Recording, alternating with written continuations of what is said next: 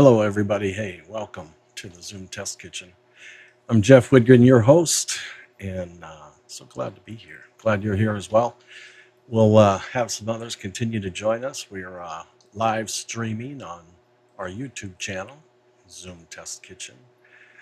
We also have a Discord channel that we invite you to join for conversation, invitations, links to the Zoom recording that appear after the meeting has concluded, and so forth. So anyways, we friendly community. We've been meeting for over 2 years now, every Friday, sometimes there for a little while it was twice a week. Sometimes we had one dedicated to ZoomOSC because it was so highly popular, and still is, but the foundation's been built and it's become a very mature product at that. So Ray, say hello. How are you?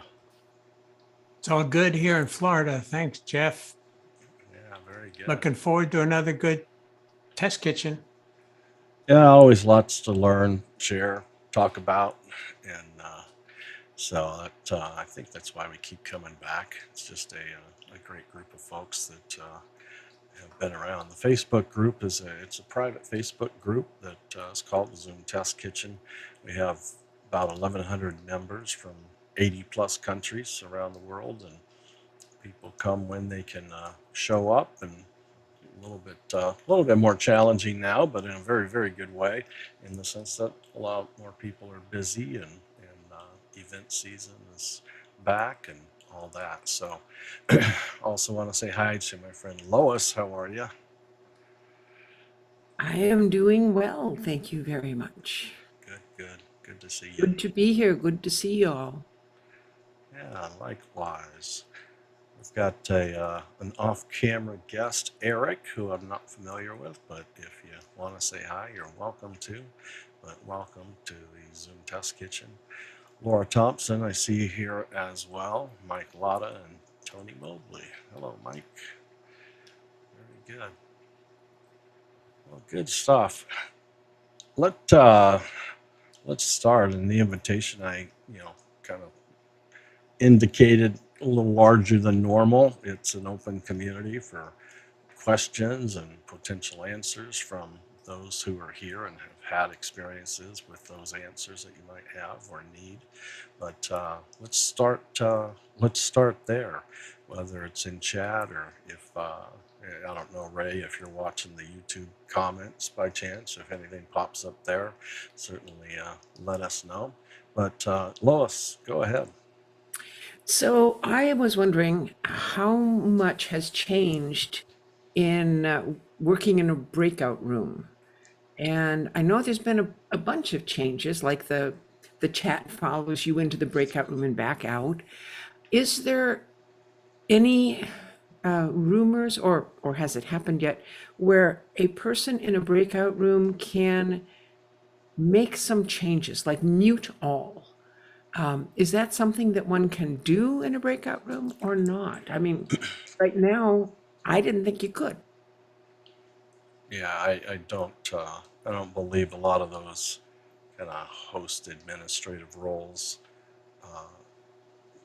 The results of those roles that are applied in the main room, carry in with the attendees, but as far as being able to control Does it it as much as the main room, does I it haven't carry seen. over if we're in a main room and we have said mute everyone, and then we open up a breakout room, are they muted when they go into the breakout room, or is that I something believe separate? they're muted. We can test this today, but I believe they're muted, but can unmute.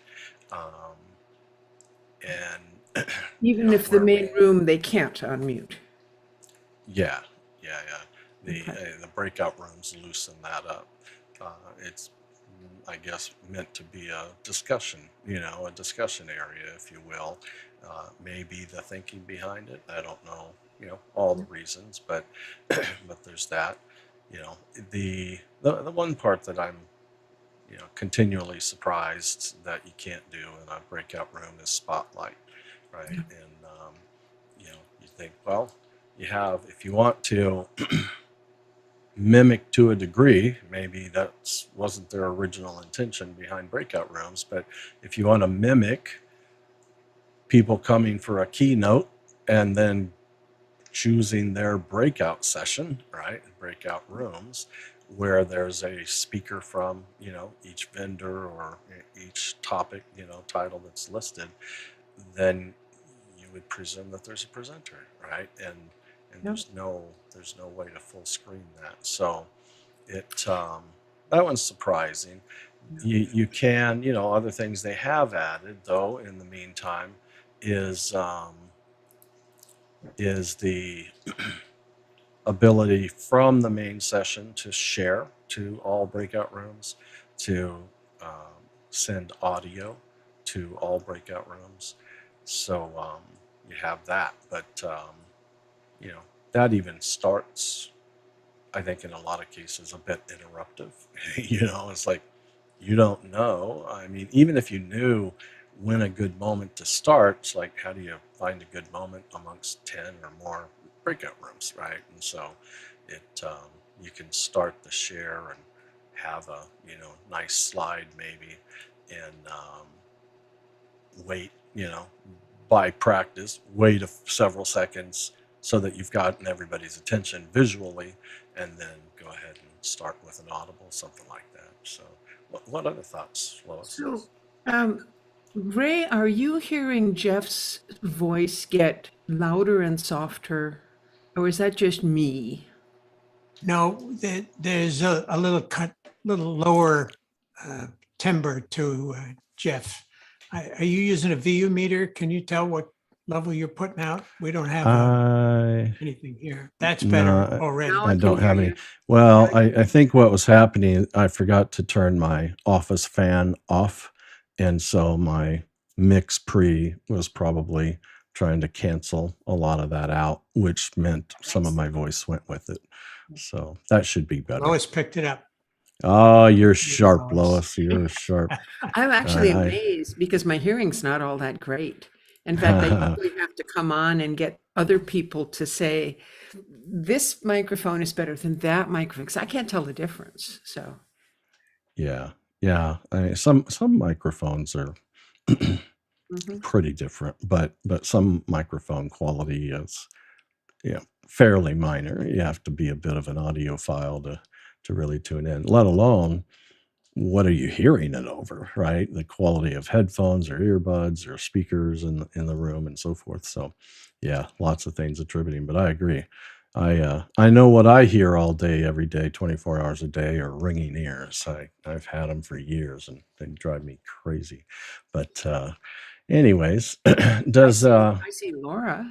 yeah, I was Laura going to has a ask you if question. that was everything from Lois, and if so, Laura, Till later, yeah. you are up and welcome. Hello. I don't normally have time to actually sit down and be a part of the panel. I'm lucky enough to have today off because of the holiday. But what is the best way? And I know when I say best, I get into dangerous territory. But when you're managing for, say, a class, participants into a breakout room, when you have a bunch of let's call them teaching assistants that you don't necessarily want assigned. And currently what we're doing is we're co-hosting all those teaching assistants and then assigning the students to breakout rooms. But that can be sometimes a tedious process. And I was just wondering if there was a way to, Zoom will auto assign, but if Zoom auto assigns, does it auto assign the co-hosts as well? And is there a way around that? So let me share.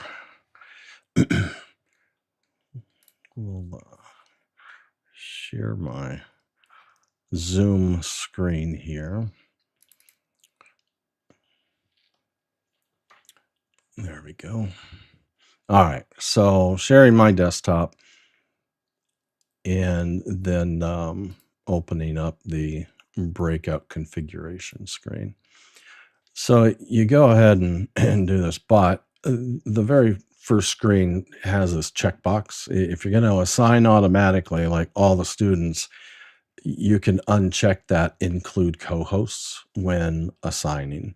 And so uncheck that box, dial up your rooms and let it take care of all the students. Now, the prerequisite on that is that you make all those instructors co-host, but prior to opening the breakout rooms. But once you do, then they'll stay behind. All the students can get moved, and then the instructors can select the rooms that they wish to join at that point. So does that help? Absolutely, that helps. And Great. I appreciate it. That Yeah. was Pleasure. Hey, Jeff, follow up on that. Excuse me. When you've done that, and Laura has now, in the main room, you've got your host and co-hosts, and in the other rooms, breakouts, you've got your students. Yep. Who can move a host or co-host to a breakout room? Can a host move a co-host to a particular room or not? And Yeah. does it work backwards? I don't think anybody can move the host except the host. Yeah. The host is, kind of the master admin. They can move co-host and participants, but and co-host can move participants as well, but nobody's going to be able to move the host except the host. And the hosts can travel as well in and out of rooms, but co-hosts with that ability, they'll be able to travel also, the co-hosts. And if they were having any issue, then or need assistance, then the host can push them where they need to go as well. one follow-up on that. When you are in a breakout room as a participant and you click that ask for help button, is there a way that can send to all the co-hosts and not just the host screen? I would have guessed that it does, but that's In our testing over the last week when I did my certification, the host was in the room live, and it was a hybrid event, and they were quite often away from the computer. And when we would push that, the teaching assistants online were not able to see that somebody actually needed help. We were having people having to jump back and forth between the main room, find somebody, and then jump back in. And Gotcha. it was Gotcha. Well, let's leap from there. Let me open up 2 breakout rooms, and we'll have a couple of you go there. Ray and I will stay behind. I'll be the host. Ray is already a co-host, and we'll see and confirm who gets those messages. So I will let participants choose and just open up two rooms, create 2 rooms. Options, we'll let you choose. We'll let you return anytime. We're not going to assign, so we don't have to auto move, and we'll keep them open. I'm actually not going to put a timer on the rooms. We'll just leave them open during the meeting today. If we need them again, they'll be there. And here we go. So you should have gotten a pop-up at that point that shows the rooms are open, or a breakout button anyways. And so if a couple of you want to go, Laura went to 1, Mike is in room 2, Tony went to room 2, Tamara went to room 1. All right. So Laura, on my screen, I can see that Laura just asked for help. And a question to Ray is, as a co-host, did you get that indication?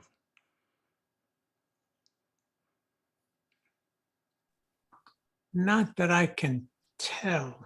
Where would I see it? It's chat. literally one of those pop-ups right in the front center of the screen, and it Yeah. doesn't disappear No, I did until you not. respond. Okay. I did not. All right. So, and my option is to join the breakout room and go help them, or I can click on the word later. So Laura is absolutely correct in the sense that only the host has that message pop up, which is fairly narrow at that. But with that, I will close the rooms, bring everybody back.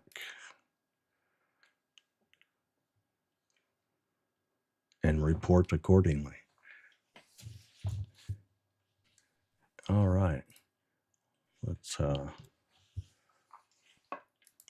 take a look at everybody. Laura is back. Laura will report that I got your request for help pop-up, and just like you said, I was the only one who got that pop-up as well. So Yeah. it's one of those things where sometimes it just hasn't been implemented and can and be worth putting in a feature request to Zoom. I mean, you can always put in a feature request. I mean, it doesn't mean they'll do it. I mean, they may have a very justifiable reason why it Yeah. doesn't do that as well. But needless to say, it does. It lays the entire responsibility on one individual who is managing that particular role called host. And so you tell the host, hey, you don't get a break. You have to be there during the breakout sessions, or the behavior, which is really what the Zoom Test Kitchen is all about, is identifying behavior. Whether you like the behavior or not, being aware of it at least helps us plan for it, right? And be prepared. Yeah, that's kind of my argument to this particular organization is they need a tech coach. The tech coach is not a teaching assistant. They are not they're not in the room. They're not trying to admin other things. They're managing the technology, and they are made host when they arrive in the meeting. And their whole goal is to work with the tech. They're the host. They're running the Zoom meeting. They're managing the breakout rooms and the participants and who needs co-host. Because the other issue we had with this was the host was in the room and she was the head teaching assistant. She had a minor crisis in the room and we couldn't get anybody co-hosted. So so that just kind of helps my with that. Absolutely. Yeah. So knowing it is to be better prepared for it, and I would say, hey, if I was the host and I needed a bio break, for instance, right? Whether you have comms or direct chat, right? You DM one of your co-hosts, which means you have to have at least a co-host, right? Or more. So you have kind of a go-to when and if you need it. And you give host to them while you're away, for that very fact that they're going to be the ones that get that help pop-up message. But understand that streaming and recording is derived from the host's desktop. And so there's always that potential consequence of handing host over. And so you have to be aware of that behavior itself. And the co-host has to be aware of that behavior itself also, in order to be prepared to support it, right? So, if it is derived from the host's desktop, you think about when you get a pop-up for help from a breakout room, you can't message them because chat doesn't work across main session to breakout rooms.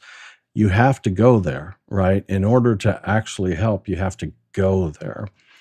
And only the host gets the message. So the host has to go there. Therefore, the recording itself or the stream is going to follow you, the host.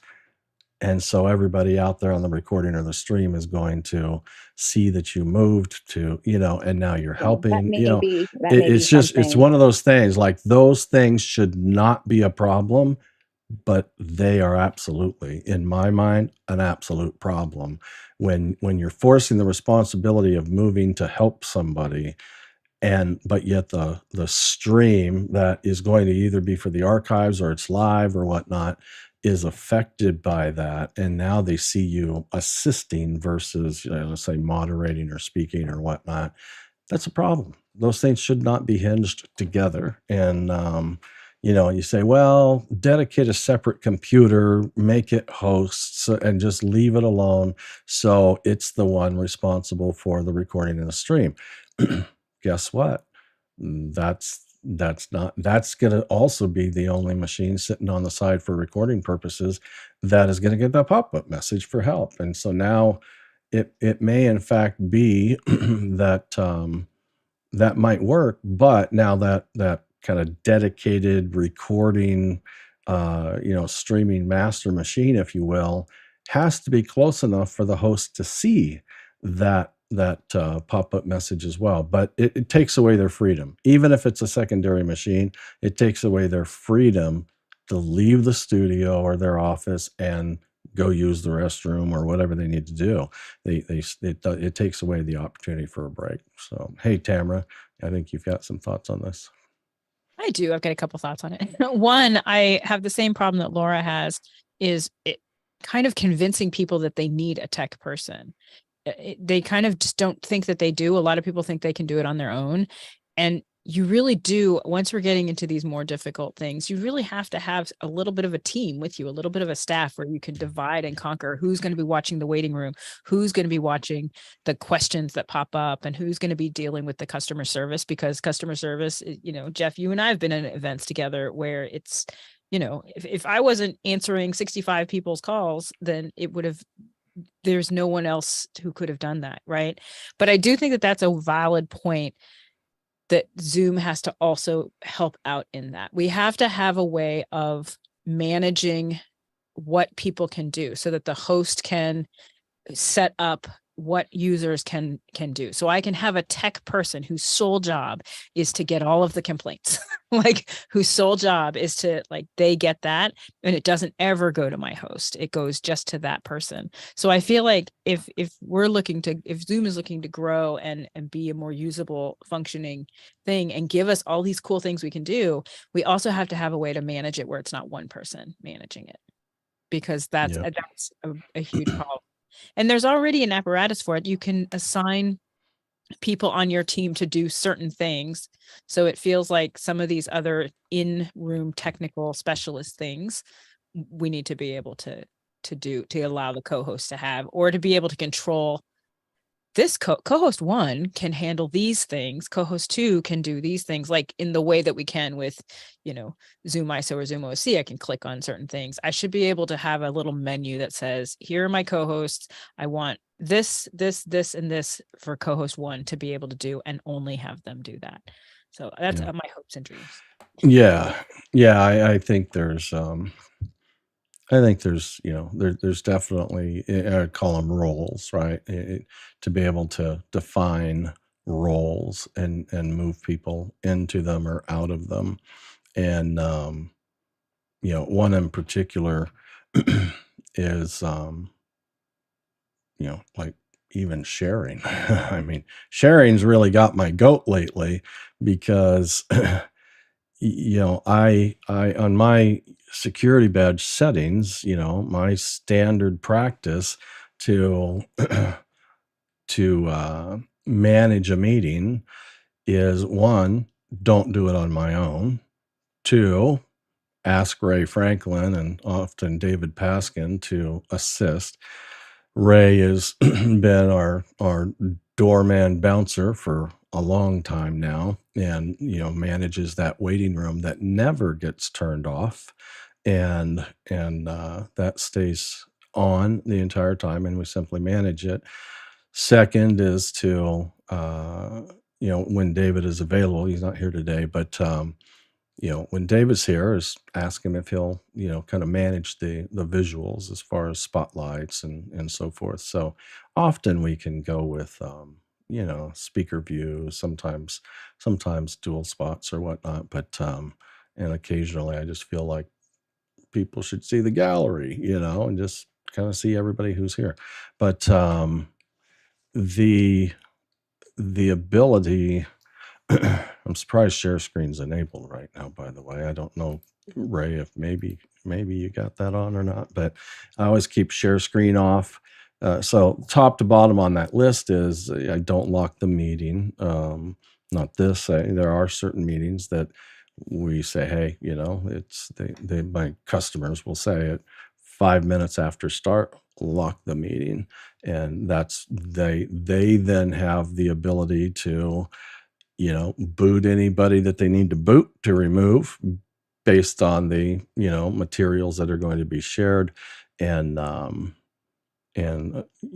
just not have any fear of anybody else arriving unexpectedly, but if they're late and they don't get in.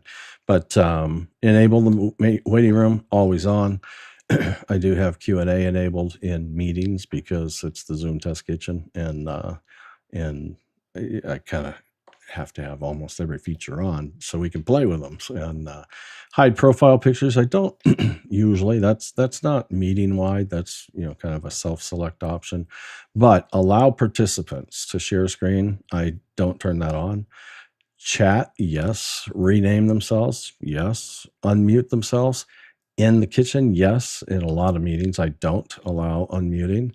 I manage that because it's often a primary speaker being the customer or a panel, and then they'll we'll get some digitally raised hands and we invite them on the stage, if you will. And even if you disable the ability to unmute and you need to bring people on stage, as long as a host co-host is requesting them to unmute before they get spotlit, it's fine. All they have to do is say yes, and they'll unmute, and away they go. Because they were asked by an authority under a locked down environment, it will allow them to unmute. By the way, being able to turn video on, we can test this again, but the last time I tested it, does not work the same way. So if you don't allow people to start their video, the ability to request and override that because a host asked you to turn your video on has never worked the same way as muting. It's like, come on. I mean, those are two critical on stage steps, right? And you want to make sure that they've got a camera that's on, they've got a mic that can go live, and all those things take place. And so it's really frustrating to me. I'll finish real quickly. So start video, I allow here. Sharing whiteboards. I just turn off whiteboarding and collaboration with Zoom apps by default. If we happen to be in an environment where we need, those, then we can turn those on.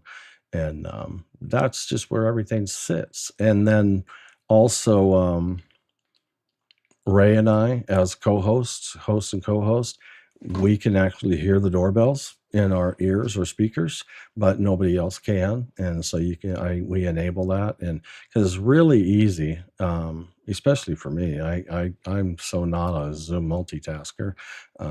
If I'm speaking and talking to the camera, I can't really pay attention effectively to anything else. If I'm not on camera and don't have that responsibility, I can be ready for a million things, as far as a technical producer, but it's a bit of a challenge. But the features that drive me the most nuts are the ones that, like the being able to turn the video on, and I want to test that again, see if that's still the case, and sharing. So my solution on sharing, if you want to get Zoom bombed, enable sharing. Period. I mean, especially if you're in a meeting that invites the general public or an audience you don't know, the customer has invited from their database, right? But you're really not admitting people from that. And by the way, most customers think it's completely inconvenient to force people to register or to wait in a waiting room, or, and they want to avoid these pieces and parts for convenience, but yet they don't want to get Zoom bombed either. It's like, Can't have both, friends. You just can't have both. You have to have some checks along the way, and checks in place that are managed throughout the meeting as well. So, and then you have to have help who's very familiar with the strokes and actions on screen, if you will, that know how to kick somebody out fast. Like if they're not familiar with that process, they're not going to be the ones who can effectively help. And so you have to be familiar with, how do you shut the whole meeting down quickly versus how do you remove somebody from the meeting quickly. And if you remove somebody from the meeting, can they get back in? And that's an option in the portal that you can let ejected users rejoin. I don't know why I would. You know what I'm saying? Like, would you rather have to apologize to somebody who you ejected accidentally, which I literally have had to do once? And I think it was either Chuck or Joe. I think it was Joe who used to come in the kitchen. And he let me know I got kicked out and I couldn't rejoin. I'm like, you did? Like, I didn't even know what happened. And I said, I so apologize, but they can't get back into that meeting. Like the Zoom Test Kitchen has been a recurring meeting in my Zoom portal for like 2 years.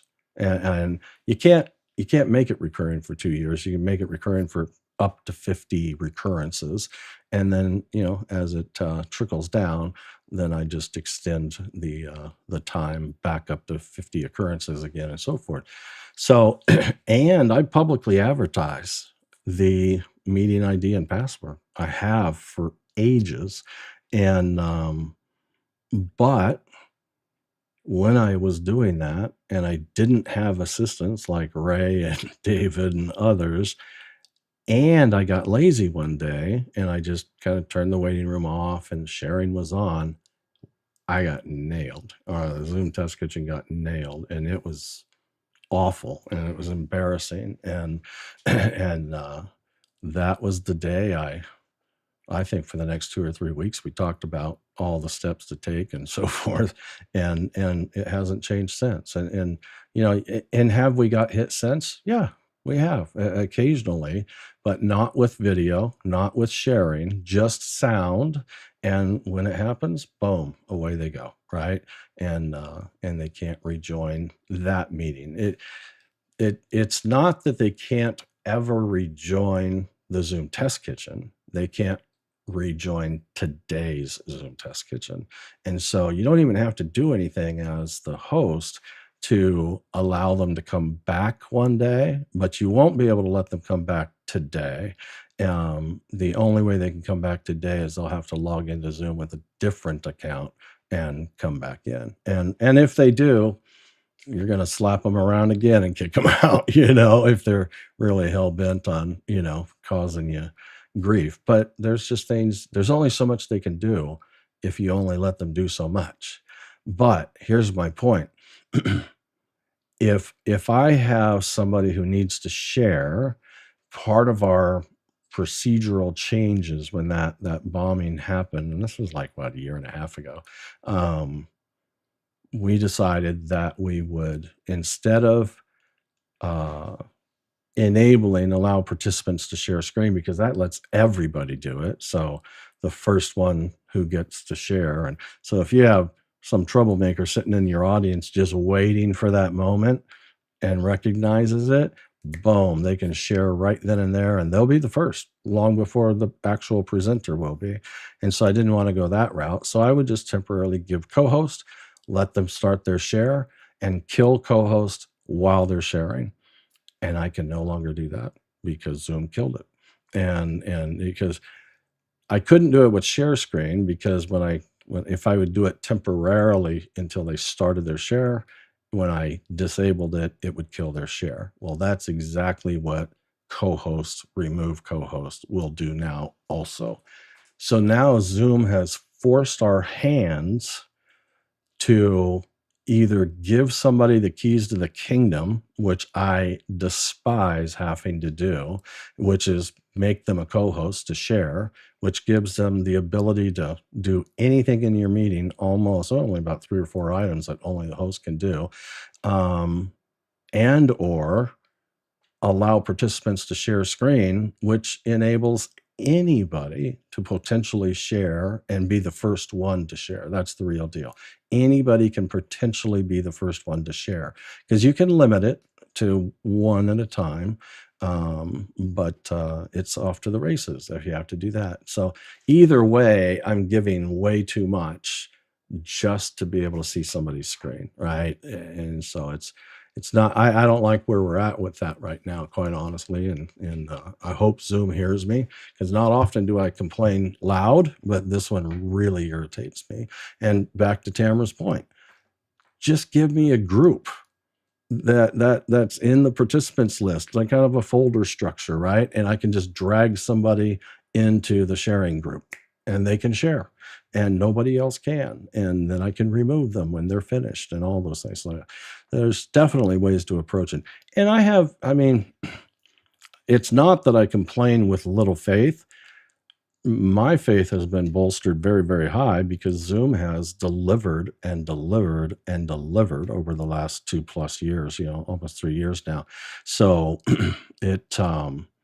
I've been nothing but impressed. But, do we always want it sooner? Sure. But Robert, who just showed up in the meeting, talk about somebody who has to exercise a tremendous amount of patience for development to be, developed and released by Zoom in his world of translation and so forth. He's really had to wait patiently to wait for that. But there are very few things that have been like forever ignored by Zoom. And even if they do make maybe that list of forever ignored, there's usually some pretty decent justification behind it too. So those are my thoughts right now. Lois, you've had your hand. Well, we've got a few with some hands up, but Lois, you're first. Okay, and I have 2 things. I'm going to do the short one first, and then we'll have the one that we're going to talk about. I notice that when I put my hand up, I get this message from Jeff ISO saying, "You're up next. Be ready to unmute your microphone when prompted." Okay, that's cool. And I get it again and again. Without putting my hand up again, it just keeps, okay. And now Bobby Grandone sent me the exact same message as a direct message to me. And it's like, I'm sure that person isn't sending a direct message to me. So I don't know what's going on, buddy. It's Well, he is sending a direct message to you because he's probably using the same trigger that I created. And so it's sensing in gallery position 1, when somebody has their hand up, it's been written to automatically send this message. I didn't realize it was, I mean, I know it will repeat itself anytime somebody, if you were the only one raising and lowering your hand, every time you raised your hand and you were the one in position 1, you'd get the same message. Companion, which is behind that, along with ZoomOSC, I'm not aware of a way to actually kind of manage that out of the logic, because it's just meant for like when somebody shows up in gallery position 1 with their hand up, send them a message, whether it's the same person or not. I'm not aware of a way to filter that to get rid of repetition. But if you're getting multiples from Jeff ISO and you're not lowering and raising your hand, that I actually would want to investigate, because that shouldn't happen. Maybe my hand is being lowered and raised because I use this gesture to turn it on. So maybe there's something weird there. Anyway, let's go to the real thing. So assume we're in a situation where there's a host and there's 3 different people who are co-hosts, and it's a big meeting and there's people everywhere, breakout rooms, all that stuff. Now, if something goes wrong, and we've turned off chat, by the way, so people cannot chat to everybody, but they can chat to the host and co-host. So here's the desire. The desire is that there's some way to send a message to all 3 co-hosts that I'm going to have to take this phone call and I'll be away for a moment. Okay. Or that if someone has a complaint or a question or needs help, they know who to send it to rather than this list of people. And maybe they send it to someone who doesn't have chat on. So is there a way, and I'm assuming it's not in Zoom because I would know about it if it was in Zoom, but do you all have a way to send messages to more than one person, or to quickly send messages to several, one right after the other? I'm going to give a few seconds for anybody else to respond, and I've got some thoughts. I see Robert grinning over there. I'm actually, it's not a rude grin. It's just a grin to Jeff because we've been talking about something similar for a time now. Huh? Yeah, we have. And the, the opportunity to, I'll switch over to my Stream Deck view. The opportunity to, select, who, so I'll clear all the selections and I'll say, hey, Ray, Tony, and Alan, I want to send a message to. So I can select them, and I don't have it built into my Stream Deck pages yet, but the ability to then push a button and send a pre-written message, it is a very easy next step to put in. I mean, there's no more difficult than this auto message of, person in gallery position 1, for instance. I also have one that it's not working perfectly, but it's a welcome message. And so when somebody new arrives, I have a welcome message that goes out 15 seconds later. Because my program can't tell. All it can tell is that you're a new arrival. It can't tell whether you're in the waiting room or you're actually in the meeting. So I gave it like a 15-second delay to improve the chances that you're actually, in the meeting by that time. But needless to say, it'll send a welcome message. But I was getting some repetition there, so I need to get that cured. But the part that pauses me a little bit in if they were predetermined messages, it would be really easy with Companion and ZoomOSC to send messages out to, let's say, your co-host. As a matter of fact, there's a page dedicated, built into ZoomOSC. It's called Group 0 or Group Hosts. It's anybody. And as a matter of fact, Robert, I am going to make you a co-host, and you'll see that Robert will automatically get added to this. Something just kicked in and your sound just went crazy loud. My sound went crazy loud? Is. Yeah. Sounds fine to me. Aha. Anybody else? Take a vote real quick, I guess. It's okay at my end. Must have cleaned my ears. Your ears popped. You came down. Anyways, because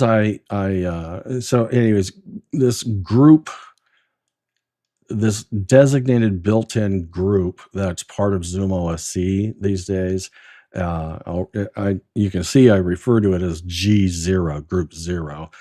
It automatically adds the hosts and any other co-hosts that are in the meeting.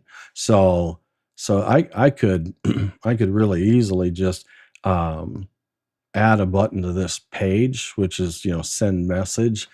The challenge part is Stream Decks aren't your ideal type in the message and then send it interface either. So if you, as a team, if you predetermined, hey, if I've got to take a bio break, go pre-build a message that says you've got to take a bio break, and you can just press one button on your Stream Deck or Companion. I don't want to make anybody think you have to have a physical Stream Deck, but to have Companion and press that button and away you go. So all your co-hosts will get an individual DM, and it's bio break for you. And so there's that. The freedom to just type and send, I'm not quite sure how I'd approach that with the tools that still kind of keep it simple, but add on to Zoom outside of that. So How do you know that your thing is working? You said that a new person got automatically sent a welcome message after 15 seconds. I certainly did not. no, I don't have that on right now. I Okay, have I misunderstood you. yeah, I've created that ability, but I've turned it off because there was some duplication going on. But once I get that cleaned up, I'll have that run again, and you can see kind of how that how it works, and those interested in seeing what it took to do it. That one was a bit more of a challenge because of the you kind of like, you have to know, who is it? I mean, it sounds easy to talk about, hey, when Lois arrives, send her a message. Well, as a human being, that's really easy. As a programming tool that you want to kind of program once, but work for all 50 people who are expected to arrive, that's a whole different approach. On Companion, I mean, Companion can do some decision making, and determination of these different, if you will, people, which is really IDs, but not like a full blown program that like Isadora and other solutions can do. So, Laura, you've got your hand up. The one other thing that I wanted to we discovered in the 7 days as I was taking this course was, if you have anybody who doesn't see well and you're using multiple spotlights, like they had a group of people, so they had the room spotlight, the camera that was on the whole room of in-house trainees spotlight, and then they had, Lord only knows why, a paper board where they were writing with an actual Sharpie marker, and the teacher spotlight on the other side. What we discovered was with if they made me a co-host, because of other reasons, I was working off of 2 devices like I am here and things like that. If they co-hosted at least one of my accounts, I could actually control my own screen. I could pin and overwrite the spotlights. But that is something that I think that we would need to maybe think about having Zoom eventually implement, that anyone could overwrite the spotlights with a pin, because as a participant, you cannot do that. Well, so no participants can pin by default, or multi-pin for sure. So if let's say Laura, so there is no spotlight right now. I'm just on active speaker mode, and I'm assuming you might be as well. Go ahead and try to pin, or maybe you've already got somebody pinned.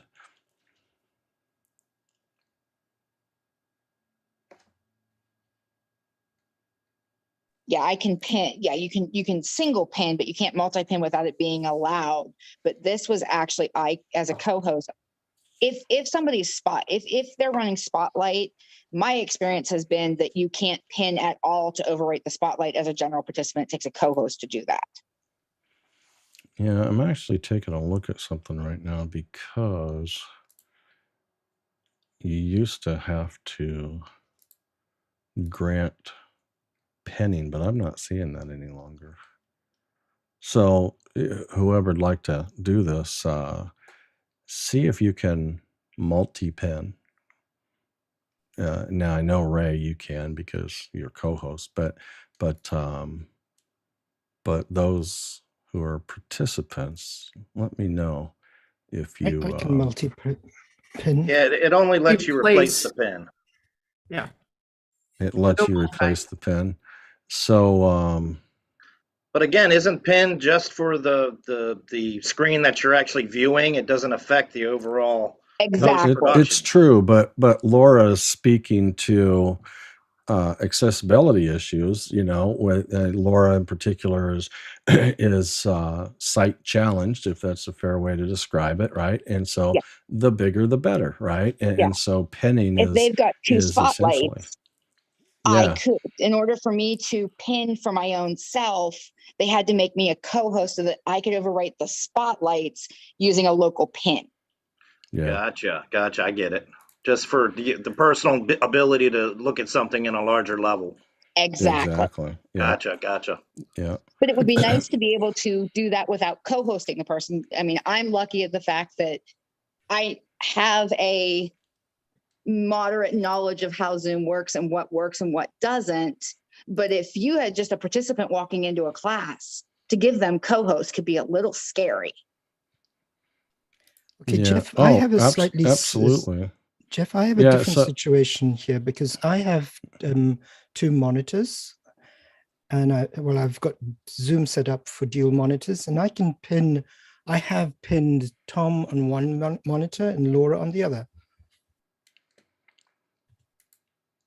That pin actually just impacted my screen. So I'm actually seeing double pins right now. So are you a co-host? No, while he was talking about pinning, I multi-spotlighted both of us intentionally. So Yeah. that was just a coincidence there.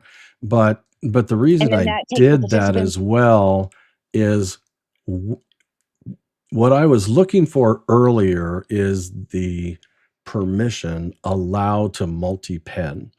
And because you guys verified earlier, when I had no spotlights, we were just on active speaker mode. I did not have the ability to grant anybody the allowance to multi-pin. That wasn't even available to me as the host. What I've confirmed now is because there were no active spotlights. So you have to have at least one active spotlight in order to, if you will, make the request to the host to grant you the ability to multi-pin. Or Laura, in your case, if you're the one hosting, you have to have at least one spotlight. And then instead of giving them co-host, you'll have the ability to allow to multi-pin to that individual. And so you don't have to give the keys to, the kingdom to make it happen. Without a when a spotlight is going, it's not as it's actually easier from a co-host position because what I want to do is I just want to pin one instead of both of the spotlights. And it doesn't, as a participant, I cannot do that when you have 2 things spotlit. You have to, I've not found a way around that. Give me the around that. So let me spotlight Ray and myself. So we have a 2-up spotlight. Now your desire locally is to do what? To my other account. Can you give multi-pin to my account that doesn't have my video on at the moment? Because that's the computer. I don't see a sec. Oh, there it is. So you want, what do you want on that one? The multi-pin? Put the multi-pin on that one. I want to see something. Okay. May I have multi-pin too, Jeff? Mm-hmm. No, see, I can't do it. I can't take you full screen instead of being. I see. So my 2 spotlights, you're trying to blow. I'm trying to take just one of full those screen. up. Yes. And I as a co-host, I can go in and I can pin you, and it takes it completely overwrites the spotlight locally for me. So that is something that would be really nice to have now, another way to do. Let's keep drilling down on this then. The account that I gave multi-pinning to, that you verified you can't, pin me and make me bigger, and me is one of the 2 active spotlights. Is that a single monitor or is that a dual monitor? It's a single monitor. It's a single monitor. Okay. So does I want to carry this out because I think we might end up finding a difference. Does somebody here have a Mac? Because it will do dynamic changes to single and dual monitor mode. All right, Tom. So if you on your Mac, and do you have 2 monitors? And are you running Zoom in dual monitor mode right now? And if you're not, if you can put it in dual monitor mode? I am. Okay, perfect. All right, so Tom, on that Mac, 2 physical monitors. Zoom is also, you said, configured in dual monitor mode. So Zoom itself has 2 windows. let me take Tom, and I'm going to give you multi-pin authority, which you now have. See, Laura's task is she's trying to pin me to one, in this exercise, to one or the other monitor full screen while I'm actively spotlit. Let us know how that goes. Second.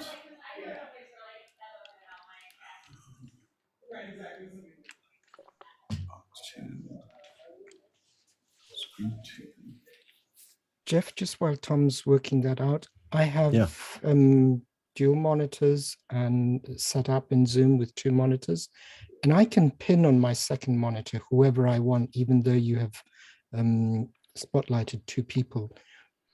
And I think this is the next step, so I don't want to just jump the gun, but what I'd like you to do is just do a share screen to see what happens to my pinned monitor. Yeah. So while Ray and I are spotlit on one screen, you are in fact able to spotlight me, who you want to blow me up bigger rather than be a 50-50 view. You can pin me full screen on the other screen, is what you're saying is successful. You or anyone else. Yeah. Oh, okay. Okay. So I'm going to let me add Tom to the spotlight so you're a little bit bigger. Yeah, bit of Zoom inception there. Sorry about that, folks. So you want me to now pin 2 people? Is that correct? No, just if the first test was on your dual monitors while I and Ray are spotlit. That's on your primary monitor, I'm assuming. The one in the upper right. Can you then try to pin me to the other monitor full screen? So you have a full screen pin of me, and you also have a 50-50 dual spotlight of me and Ray on the other screen. It's not giving me the option. Oh, sorry. I should do it this way, shouldn't I? No, I'm looking for pin. I'm not seeing the option to pin a person. Exactly. You can't pin. Participants totally lose the ability to pin, in my experience, once the spotlight is active. But Robert did. Yeah, but Tom, are you in dual monitor mode, or do you just have 2 monitors attached? I am pretty sure I'm in dual monitor mode. Go to general. Yes, use dual monitors. And his second one is showing the speaker. It's in speaker view rather than being pinned. Right? Yes. Okay. And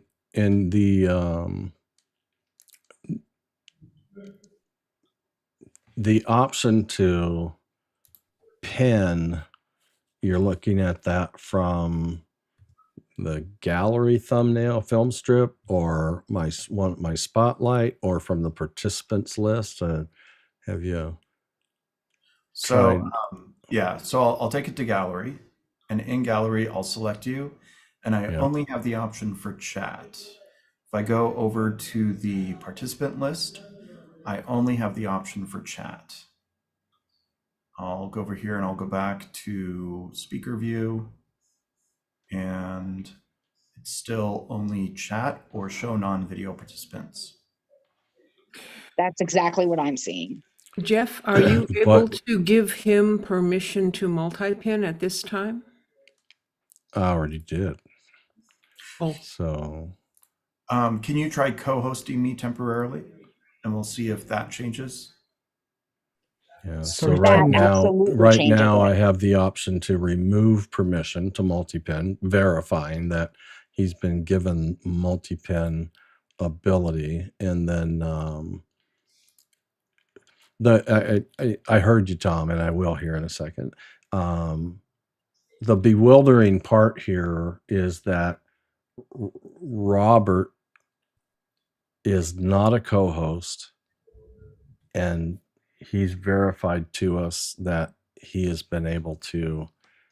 It's not he's been able to pin, No, it's not a multi-pin. He was able to pin and make that happen. So My question mean- is it a Mac versus PC issue?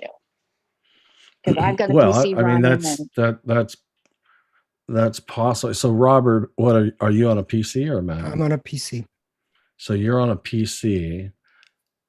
Robert, are Tom- you running Zoom or are you running ZoomISO or ZoomOSC? I'm running vanilla Zoom. I'm Standard running Zoom? vanilla Zoom, Okay. standard Zoom. Same here. Yeah. I'm currently in standard Zoom. All right. So Tom, you're saying you have just chat only. Now, so right now it looks like, I'm just saying, at this moment, it looks like a non-co-hosted, and I didn't even grant Robert multi-pinning. So let me, Robert, is there just one of you in the meeting? He just won today. Yeah. Okay. Let me find you. Boy, sometimes I really hate this participants list.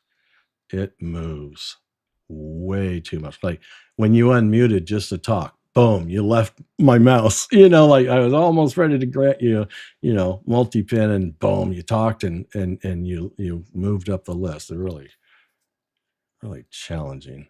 All right, so let me let's see.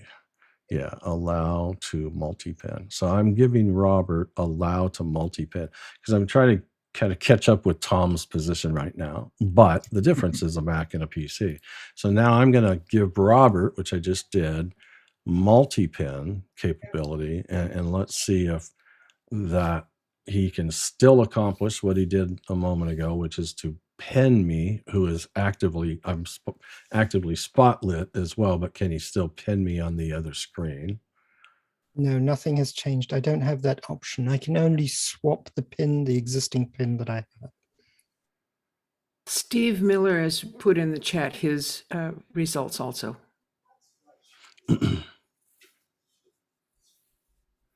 So real quickly, Robert, you did you ever have me unpinned in that time? Can you unpin me and make sure you can at least just pin me?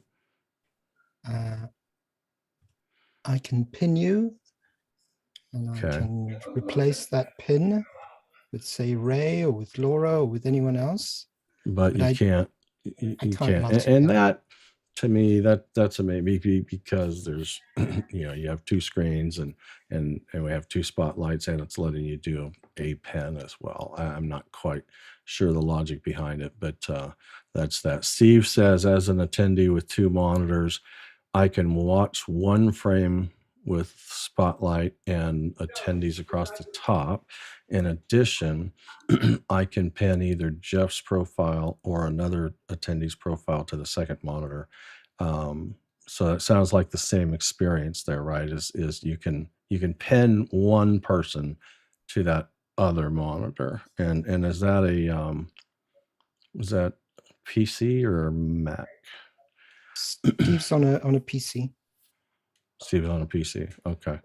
So so there's that. So the multi-pin didn't change your ability to do what you did prior, but we have verified that you can't multi-pin in this context yet as well. Where Tom has dual monitor mode with two physical monitors, but he's on a Mac. And so far you haven't even been able to accomplish that pin on the second screen with the two spotlights on the other screen. Is that correct? Correct. Okay. So now what I want to do is I want to step this up a touch, because something I did to Robert earlier and have since removed is co-host. I gave him co-host to show that he got added as a member of the host group on my Stream Deck. but then I have since taken that back. So Tom, I'm going to make you a co-host. And now go ahead and kind of put it to now the I've test. got pin to first screen, remove pin. So now I do have the ability to pin. So you've got the 2 spotlights that I've got live on one, and you can add a pin to the second screen. yeah. Can you add a second pin to the second screen as a co-host, or just the one? I can only add one, and then I have either replace or remove. I only have replace pin on second screen. Okay. So I've pinned to first screen, Yeah. and then I can remove it. That's So- the difference, is that you can pin to the first screen once you become a co-host, and I'm not running dual monitors. So that's the situation. Okay, that makes sense. Yeah. So I'm going to remove co-host from you, Tom, at this point. And it's gone. Let me confirm that you've still got the multi-pin. See where you went here. And you still have the multi-pin rights given. Yeah. Okay. But I do not have the ability to pin anyone now. Yeah. So interesting distinguishing difference between because a Windows platform we've confirmed that a dual monitor mode in Zoom with a Windows participant who is not a co-host can keep the 2 spotlights on one screen and pin one to the second, where the Mac has not been able to accomplish that until I made you an actual co-host. Yeah. So not very often do we come down and verify that it's a platform difference, but I'm feeling pretty solid about this one. Ray, is that intentional that your video is getting dark and then light and dark and light? I just want to make sure that it's.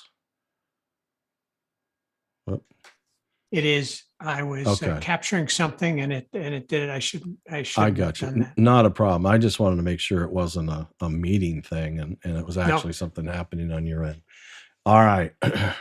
Can we just go other back thoughts? Can we just go back to the pinning for a second so that we make sure that Laura gets what she's looking for? Can you share screens? Because on my dual monitor in Zoom, if you share screen, it should knock out the pin. Yeah, bear with me. Let me bring up. So that would the scene would be as follows: you'd still spotlight someone, and then you would share screen, and that means I should lose my pinning option.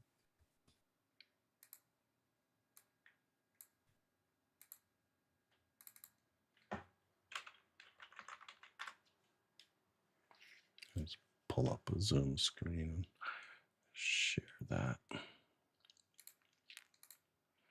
Okay, so I'll share my screen one. Now I don't have any spotlights on right now, so I'm just doing a share, and then we'll work our way up on this.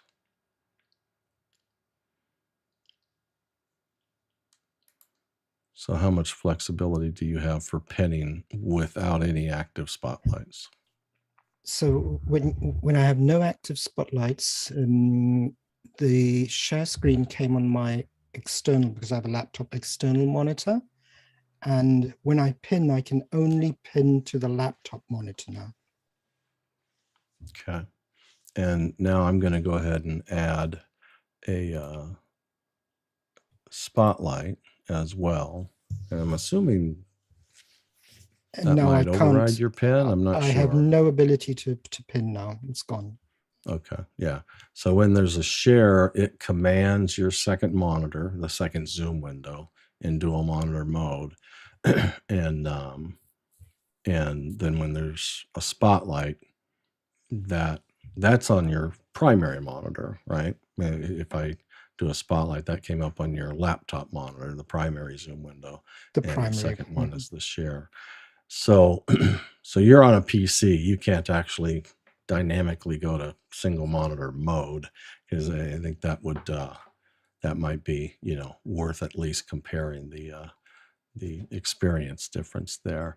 But because then you get a, well, do you have the ability to go to side by side view? Do you have that enabled by chance? And it's not leveraging it, I can tell from your feedback.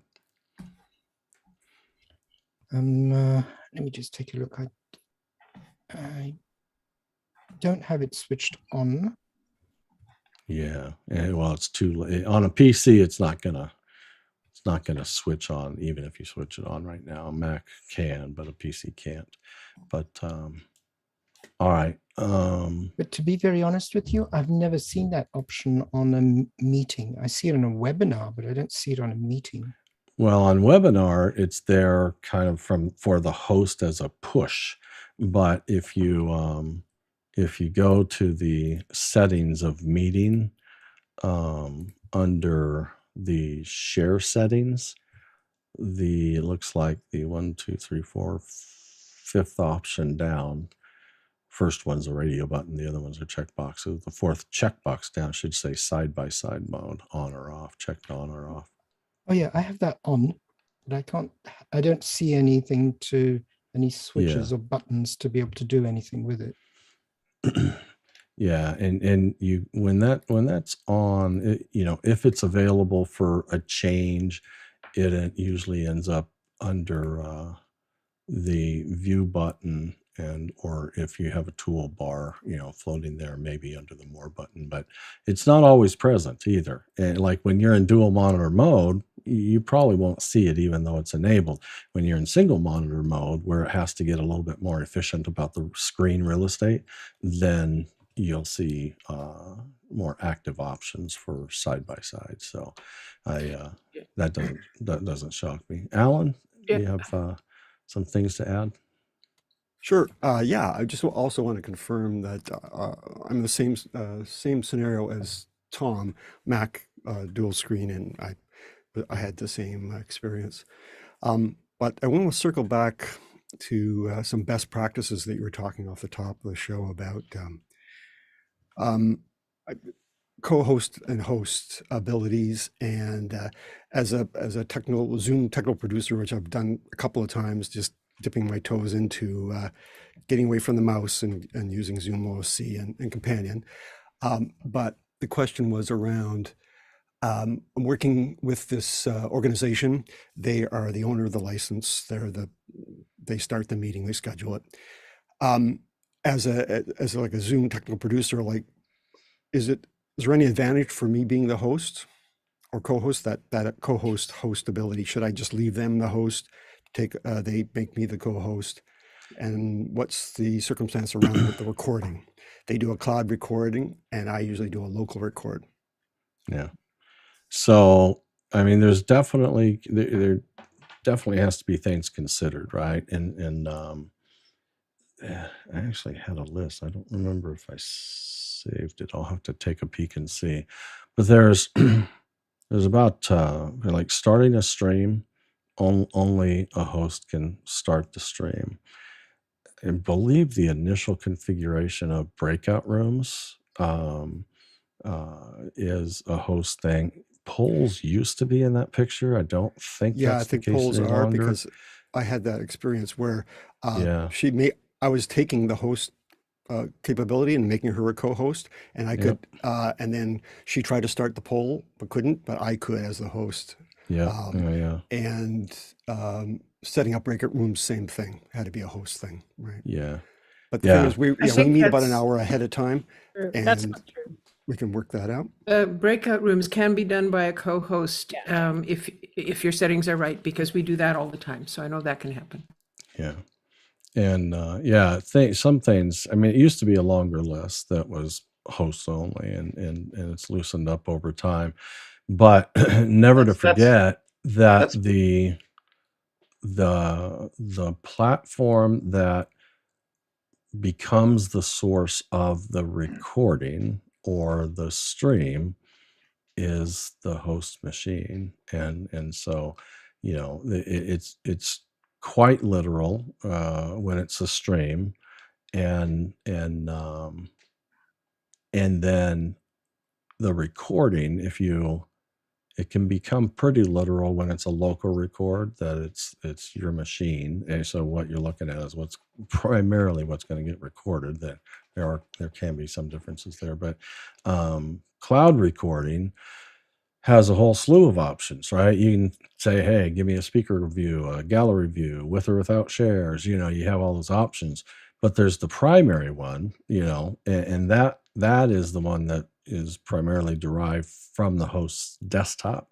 And so, if they were to keep host and they weren't aware of that, and they just wanted to start browsing around and changing things because you're doing everything, but they're not, they're producing a horrible recording, because they're just simply unaware that, their pinning or their gallery view, they're changing things around, is going to get recorded. And so that awareness helps make that choice as well. I really look forward to the day potentially that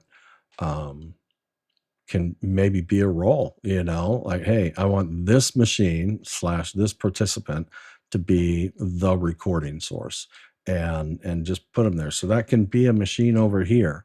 And, me as the host, I can go to breakout rooms and back and not mess up a recording, just to be able to go help somebody. All those things that can really make a difference, even when you're shifting roles. I mean, to talk about events that are, 24 or 48 hour consistent events where you have to rotate, host in, whether, it's a fundraiser or whatever the case may be, where you're rotating hosts, your hosts have to be aware that, hey, when I give you a host, because I'm going to bed and you're taking my place, that they are now not only responsible to manage the meeting, but they also are now the source of the record. And so that it's, I just think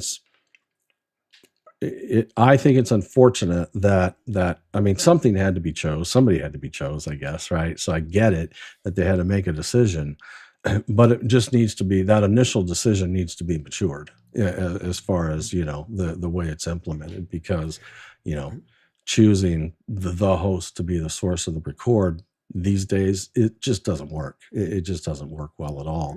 It gives that person, that role, zero flexibility and so forth, to really have, as a host / admin of anything in life, you need all the keys and all the tools possible to accomplish your job, no matter what the circumstances go. And some of that freedom gets taken away when you're the source of a record or a stream, and Just that a becomes an issue. question does around that- that, just to follow up. So the basic follow the host desktop, that's a preset that's always there, and then you choose other things that can be in the cloud record. Is that the scenario? There's no Yeah. So if I if I was doing a cloud record, and I'm doing a cloud record right now, and it's not that I can go show you the results immediately, but it will post this cloud record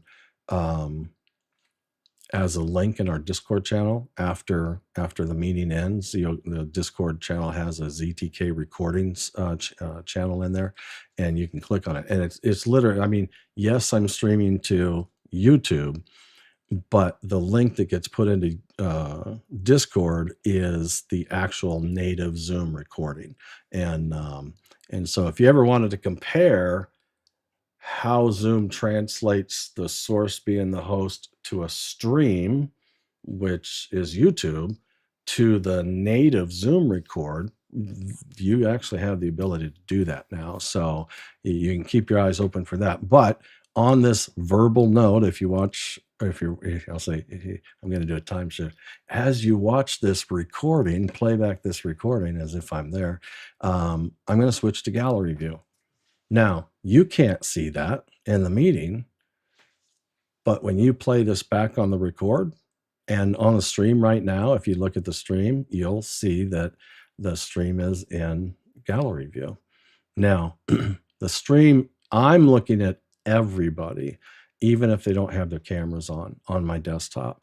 The stream naturally takes out non-video users. If somebody wants to confirm that for me, if you look at that, so you'll see on the stream right now 1, 2, 3, 4, 5, 6 videos, right? And Ray is shaking his head yes. And so those are the people with the but you're seeing 6 videos in gallery view. You're seeing gallery view because I'm in gallery view, and I don't have to hide non-video users. The stream and the recording will automatically kind of take those out of the picture, which is, that's convenient. But now I'll go back to speaker view, and now we're active speaker.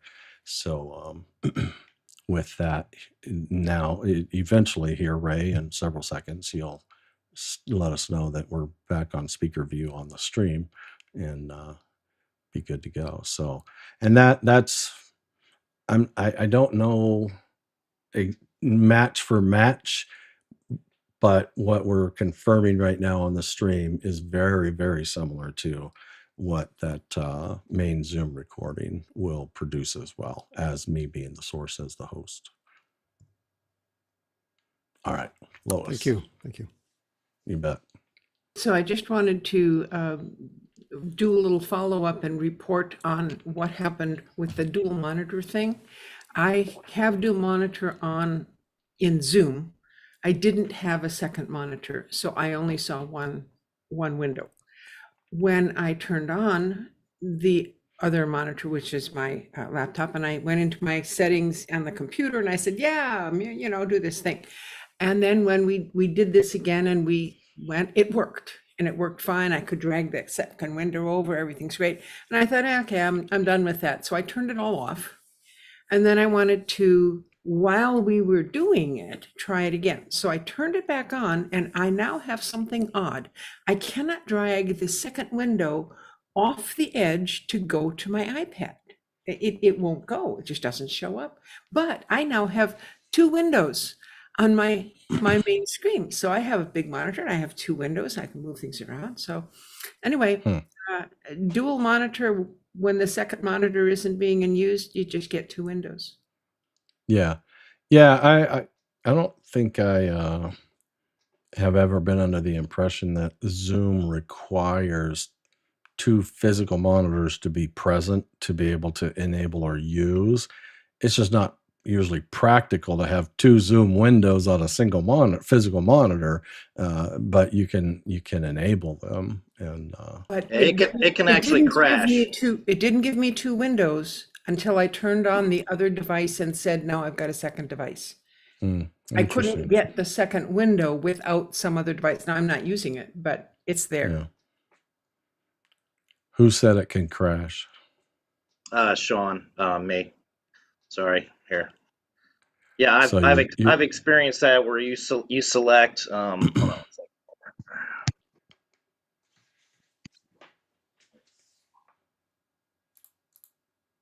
We lost you, Sean.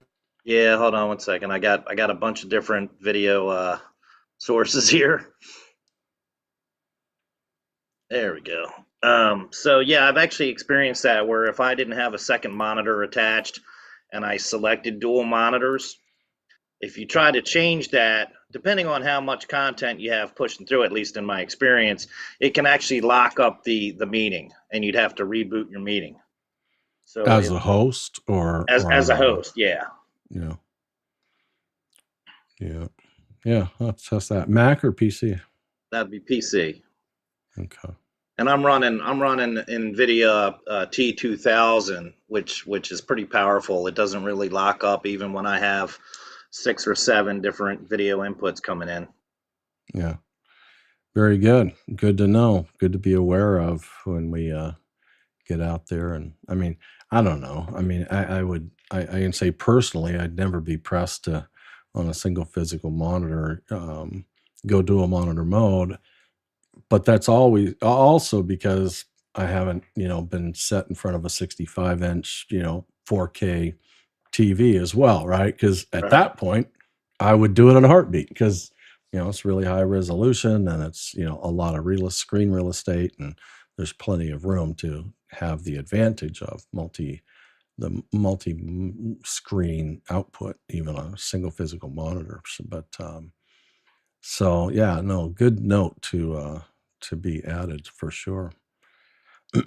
Says Mike puts in chat here, if your graphics card or integrated graphics card has an available port, you may be able to add a second monitor. And this I think is, that was a conversation he was having with Laura, so it's just gotcha. sort of Okay. context is different. But if I can just jump in before you, Tony, if that's okay. What Sean mentioned, I run meetings sometimes in dual monitor mode, and I've got both windows open on one screen because I'm doing a bunch of other stuff on another screen. I've Sure. never actually seen it crash, but that's at my end. So Yeah, I think if Yeah.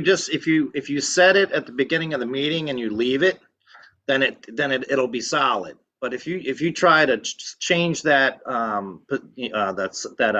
selection and switch to the single again, when you've got other stuff running, that's when it wants to lock up and act up. But if you start from the get-go, if you start the meeting and you set everything up, it seems to be solid. It doesn't have a problem. So I've never had any success on a PC making dynamic changes to single or dual monitor mode. Like it's never done it on the fly for you. If I'm in the meeting, it's too late for me on a PC to add the dual monitor switch inside of Zoom, where on my Mac, I can be in the meeting and I can say, hey, give me dual monitor mode. It'll pop up that second window, and I've got two Zoom windows floating.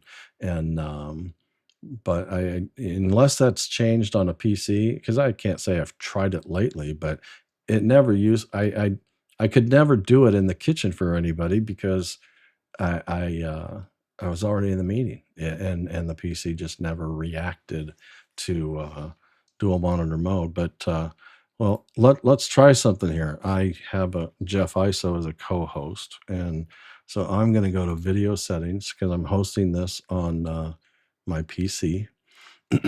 I'm going to go to the general settings tab, and I'm going to say use dual monitors and close the settings window, and absolutely nothing happened. Yeah, that's what I just tried.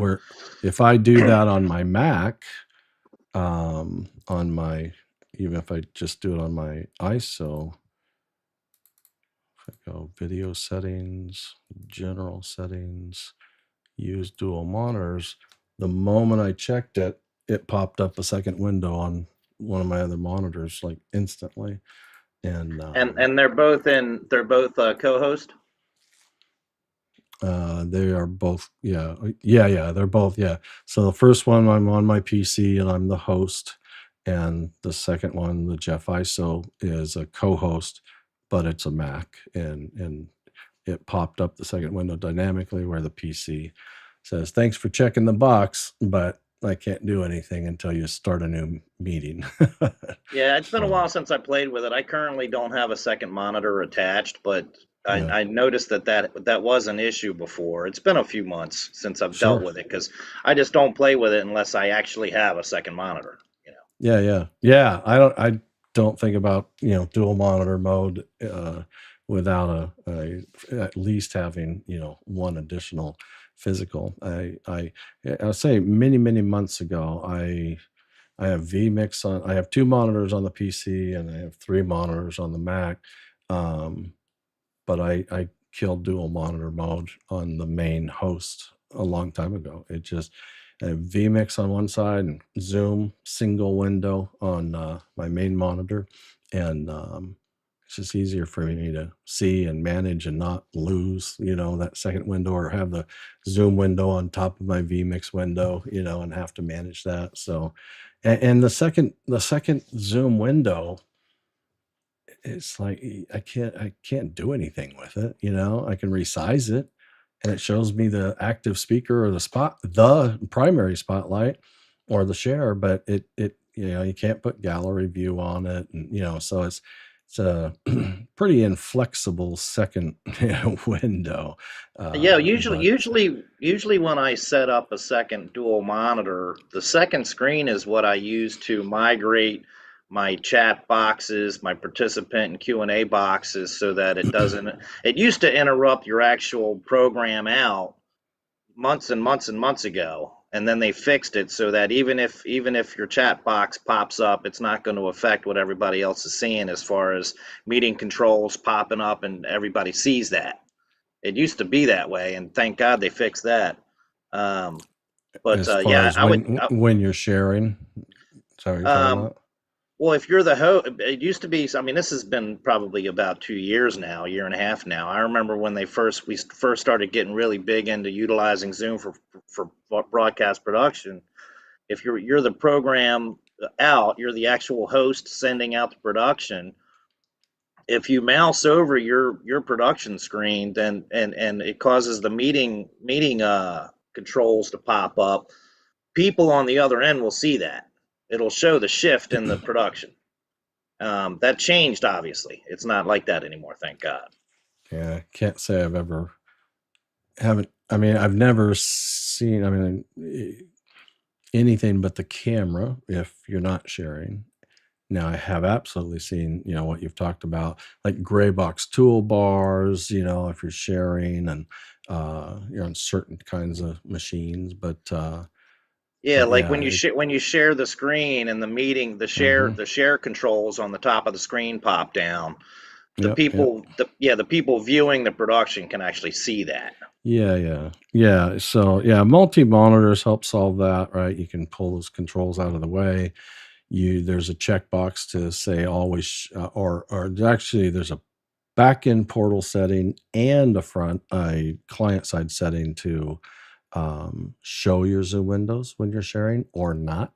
And so by default, it tries not to show those. But then there's those few machines, whether it's more about whatever type of GPU they've got or whatnot, that when they share, you end up with those gray boxes that they are a toolbar from Zoom, but it just couldn't quite mask it all out. You don't see the tools, you just see the gray box representing the toolbar. Oh, okay, And understood. and so you can just it happens not to everybody, but the people that it happens when you check mark optimize for video. And so commonly, if you just don't optimize for video, you won't get those gray boxes if you're experiencing them. As But as as attendees. yeah. So it's what the attendees see, and that's when you really have to work on trying to get them eliminated. And it the easiest resolve. I mean, I have a customer who, to this day, I'll host meetings for 900 people in a single meeting. They're a significant meeting because of her and what she does and so forth. And so, but she refuses to get a second monitor. But she's also my number one client. I'll call my gray box client. And so when she shares, the easiest resolve is plug in a second monitor, drag all the Zoom toolbars and stuff over to the other screen, and share only on the one screen. That's the easiest fix. But when you're stuck to the constraints of a single monitor and you have this problem, you've got a problem. I mean, it's a pretty significant problem. And so I will say that even when she has embedded video into her PowerPoints now, that because we intentionally don't check optimize per video, that used to be a real game changer. Like either that video is going to play well or it's not. That video, even unoptimized, plays well. And so I would say, behind the scenes from, Zoom, whether it's their design, their code, their servers, whatever the case may be, that has gotten better over time. And so the need to optimize has improved a lot. Now, optimize can work in both directions. It can make things better, or it can bring really, really high resolution stuff down to something reasonable too. And so you kind of have to be aware. It's taking either end. You're either giving it something super high quality or really low quality, and it's kind of bringing it to this target. And the target is like 720p at about 24 to 25 frames. And that's what Optimize does. But for the most part, you can achieve really close to that on frame rate, and without optimizing if you have to cure. But they also have added a video player too in their advanced sharing options. And so you can play standalone videos with really guaranteed success. As long as test the video first, make sure it'll play in their video player. Now, is that in the webinar side or is that in the meeting side as well? It's on both. Yeah. Okay. Yeah. It's good to know. It's been a while, so you have to forgive me. I have to catch up a little bit. No worries. Where was it? Because back a couple years ago, obviously everything was pushed at 720. But if you elected to purchase or have an enterprise version or license, it gives you the ability to do 1080. Is that still the standard, or are they allowing for 1080 across the board at this point, or what? No, during COVID and during the whole Zoom boom,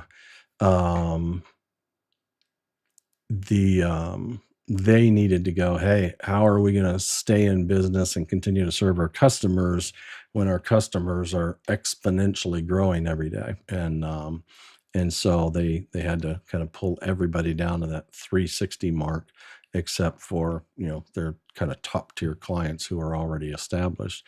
And so anybody signing up, even if you were signing up for, an account that should justifiably begin with 720 or 1080, which is like business and enterprise, they would start at 360 and everybody would have to put in a request for HD, and it's HD or full HD, which is 720 or 1080.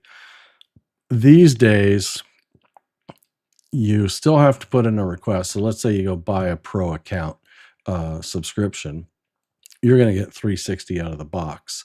But anybody with a pro paid account can just submit a quick ticket requesting 720 HD, and you'll get it. There's no challenge. That challenge did exist. Like, you had to justify why, and they had to agree and all that jazz. So now you just have to request it. So it's still a process. So they're still preserving resources for those who, buy a subscription and just run with what they get. But those who know that they want better and that they can get better and so forth, they will put in the request and they'll get it without a challenge. Now, if somebody's paying for a pro account and they request full HD, which is 1080, they're going to have to justify it. As I understand it, they're going to have to justify it and put out a pretty decent case. Maybe a client that is big and recognizable and Zoom, respect. I don't know. I really don't know how they evaluate it, but they want to dole out the 1080 resolution, which is, a lot of bandwidth and service and so forth that they, are providing and delivering to those that are paying more than $16 a month. You know what I'm saying? So Right. I think it just really comes down to that, and it makes sense. I mean, it totally makes sense. All right. So I see many of you have replied to the poll. I just popped it up without, any preface. I prepped this earlier and kind of almost forgot about it, but didn't. Just kind of, try to gather an interest of, what folks are really looking for. And so I'll if there's anybody, I'll give you 20 more seconds. If you haven't answered, feel free to get your feedback, and then I'll end this so that you can see the results. Jeff, just a shout out, because our very patient dear friend Tony Mobley has been manifesting his patience for a long time. You're right. Thanks so much for that. I mean, even when it's right in front of me, and I apologize, Tony, That's if you get on okay. a That's topic okay. and test and so forth. So I I'll I end the just poll want now. And Tony, what you got? yeah, I just wanted to revisit the earlier conversation that you were having about the recording, and I wanted to give you the scenario that I am working with the House of Worship. I'm going to say 85% of the time I am a co-host, and I am recording locally the services. My question is, when you were talking about the host view, is that different than what I would be getting? So when you're a co-host and you're doing a local record, it's your view. So it's what's on. It's not when you're doing a local record, it's not looking at the host at that point to produce your local record. It's actually taking what you're producing on your desktop. So if you're doing a local record and you go from, speaker view to gallery view, if you're just on speaker view and somebody's spotlighting and you just kind of leave it alone, it'll run with that. If they dual spotlight, you'll catch that. But if they were, if they were spotlighting and you wanted to pin or go to gallery view instead of speaker view shows the spotlights, gallery view shows the gallery, you will capture that on your local record, because that's what you did on your desktop. I'm gonna see if Robert has more to add to this, because I think he has done a lot of local records in his business as well. We do a lot of local records because it's the best way to get the interpreted channel onto a recording without having to edit it for hours after the event. Tony, I would say two things. The risk of running a local record and being a co-host is very high. The risk of losing your recording is very high, because if the host hits the recording cloud button, you lose your local record. Yeah. So if they start the cloud record first, you can start your local record. But as I understand it, maybe help confirm this, Robert, if either one of you hits stop, they'll both stop. Correct. True?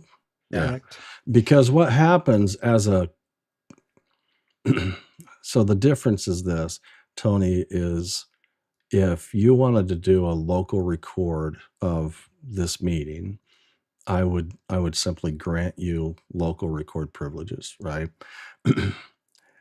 But if I gave you and your local record button on your toolbar just is that, I mean, it like right now it's not showing up, right?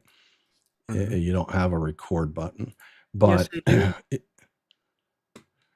do. But can you start it? Do you want me to try? No, Sure. I can't start it. Yeah, I can't correct. start it, but it is there. So Bobby, I just got a request on my screen, is requesting to record this meeting. And I can allow it or I can deny it. Or I could have proactively granted it as well. But this is just doing it in a responsive way. So I'm just going to close that and not allow it. But I would do that, and that will enable, the button to actually start a local record. But if the big difference is, Tony, I'm going to, in contrast, I'm going to make you a co-host. Now, the record button below, be very careful, because you see a pause and a stop button, not just a circular record button. Those controls are my controls. That is, you can stop the cloud record, you can pause the cloud record because you're a co-host. And by the way, because you didn't previously start a local record, you can't start a local record now as a co-host. You have to do that prior to them starting the cloud record. So So if you're sitting there, I know you're sitting there because you already explained what you do, but I've been recording locally as a co-host. That's because you've been starting your local record prior to them starting the cloud record. And that's it. But once they start the cloud record, the circular button that you started your local with, the moment they start the cloud, it changes to a pause and stop, because you kind of lose that button that could stop just your local is no longer available as a Yeah, co-host. the scenario though for us is that the host never does any cloud recording.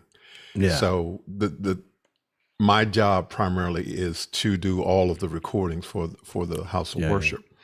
But I have never asked for host as the person that's doing the recording. And I guess my question was, should I, or just continuing to do it the way we do it is good?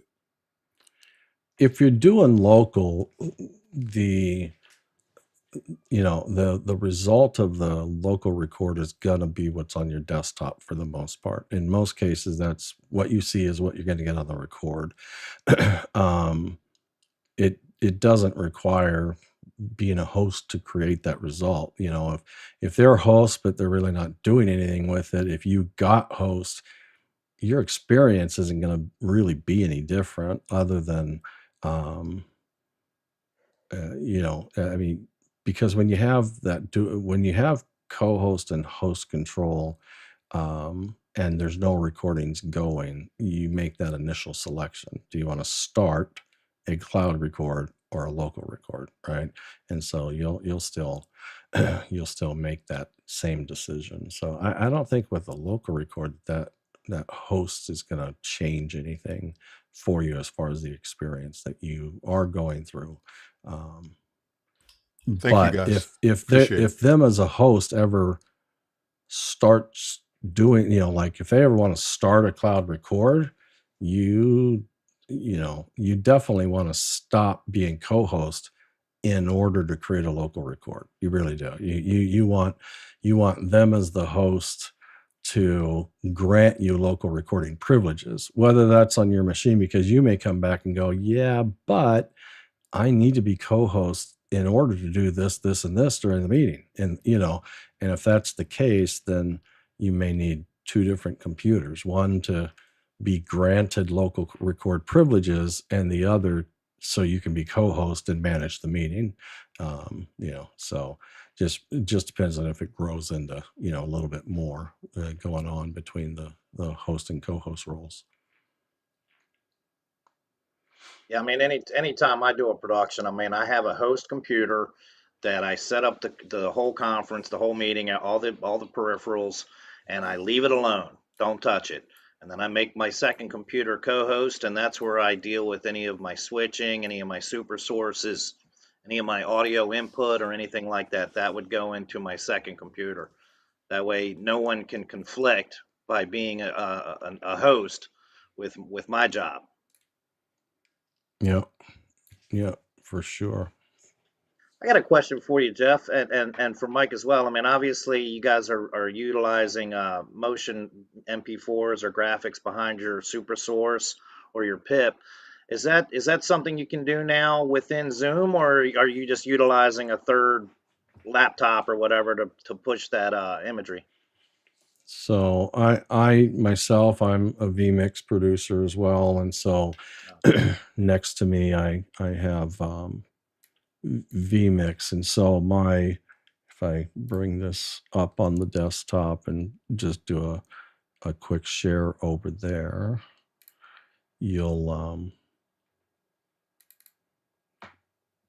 see that that's my vMix desktop, and so is it everything video that I desire to have the opportunity to feed out into my Zoom camera first goes through vMix. So my primary camera, any of my screen grabs from my Mac, for instance, that has 3 monitors, I do NDI screen captures vMix desktop capture technically is the utility that I use because it does them independently, but I can consume those NDI feeds into vMix, and so I have the ability to change, output to you.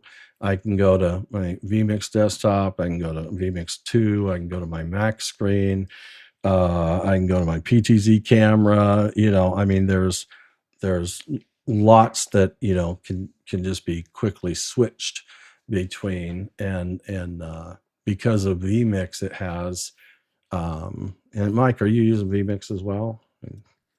No, I'm using an A10 Mini Pro, and that is Okay, just a so simple picture in it's a picture. hardware device, but it's just the multi-layered approach, right? You have a Yeah, I mean, video on the back layer and a scaled down camera, shot on yeah, top of it, and yeah. I mean, I use them all the time. My question is that something that you were doing, or is it Zoom allowing you to do that now with MP4s? no. Okay, I just wanted to check. No, Zoom has. Is Lois still here? She makes pretty decent use of this, and Robert does as well. They both have like logos or lower thirds and so forth by using the built-in effects options in Zoom, and so, and I mean, you can. I think the probably best person, because you can't position like in vMix, I can put just this tiny little graphic that the whole graphic is very small. It's not 1920 by 1080, right? And so, but because it's small graphic, then in vMix, and because of vMix, I can move that graphic anywhere I want.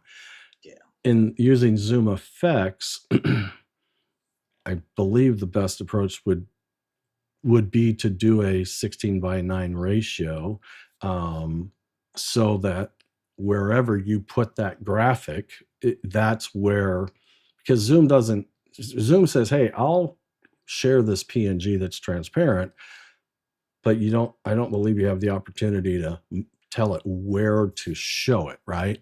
And so Yes, you do. Really? Well, So you can move there's that to the one bottom there, left and there's corner now? like, I can make two. I can make Yeah. things No, I'm in literally one, talking about like not dragging on the it to a fly. You different can't change position. it on Yeah. the fly. No, Yeah. sorry. So yeah, you built into Zoom using the effects, build a 1920 by 1080 transparent PNG, and with your bug or logo or whatever the case is, in the position that you want it to be in that 16:9 layout, right? I And get it. I mean, I use Pro Presenter for lower thirds using an Ultra Studio mhm, Mini. I'm a hardware yep. guy myself. I mean, I like vMix, but hardware for me is just it never fails. So yeah, I have an A10 Extreme ISO, and I push 4 pins, 2 graphics, 1 background, and one as my host. OBS is another way of getting what Jeff is talking about. Right. Yeah. I get it. I use OBS as well. Yep.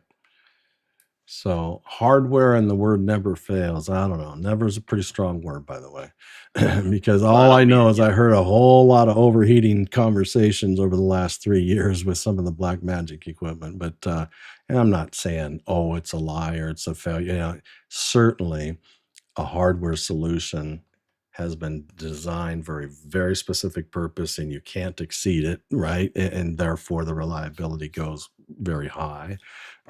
Where when I you put noticed things that on a PC, you can I overload it noticed. and kill yourself. Yeah, I noticed on the A10 Extreme or the A10 Mini versions that as soon as you lower the LED brightness down to minimum, it takes all that heat away, and you're Yeah, fine after yeah, that. yeah. Some good tricks for it for sure. Yeah. So real quickly on the poll results, I've left them up. I'll kill the share here in a second. But do you see the count, the number, or just the percentage? I think you probably just see the percentage, right? Just the percentage. Yeah. So Zoom meeting that shows 69% was 9 of 13. I think those numbers matter. The next runner up is Zoom productions with some outside, help with mixers and so forth. That was 7 of 13. ZoomOSC 6 of 13. ISO equal at 6 to 13. BitFocus Companion was actually also 7 of 13. So, and then webinar is trailing behind. So as far as the people coming here, today, anyways, I'm gonna get this same poll out in a much broader fashion as well. But seems like we're not too far off track, I guess, in the sense that we've been spending a lot of time. I mean, we've actually spent a lot of time today on multi monitors and so forth, but pinning, and which was always, I love the little details that are maybe not strongly documented for every case, and every use, but to have a real justifiable reason behind the question, which was Laura's, due to a scene impairment, right? And the need to take that double or 4 up and blow up also one of those spotlights. And the user experience and the host experience that kind of give away the keys to the kingdom to actually accomplish it by giving them co-hosts. I don't think is a great solution. And, as far as, making efforts forward to, meet, I'm not going to say required compliance, but to help all of our audience members, whether it's hearing or visual or whatnot, to make that doable, to really even take away the need for a special request. If I have issues with vision, and my practice and need is to make certain things larger, I should just be able to pull that off without having to do a request to a host, because you don't always know who the host is and whether they've got time. And anytime you write a DM to a host, to know it, if you've ever been a host, you're adding workload as well, right? And so it and then the requirement to be able to accomplish what Laura was needing was the need to request from a host that you may not even know for them to give you co-host, and they're going to say, no, I don't even know you, friend. And I'm not going to give co-host to a stranger. That's kind of insane. But so it there's always things that situations that come up and really strongly justify the need to improve some processes. So Robert. That's an interesting result that you've got there on the screen. Sorry. Jeff. I'll pop it back up. Thank you. Didn't realize your comment was going to be in regards to that. Because from my point of view, 8 out of 10 of the production events we do are on webinar. I'm not talking about just general meetings that we have with clients or potential customers, but with production events. And so I know a lot about webinar, and it wasn't one of my learning interest areas.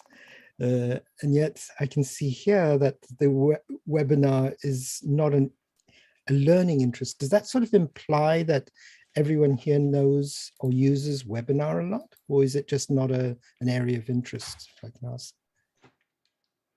I mean, I certainly would like to learn more about webinars. I mean, I've been positioned to manage green rooms and breakout rooms over the last few years, but I don't really have a complete grasp, because it's evolved so much over the last 2 years.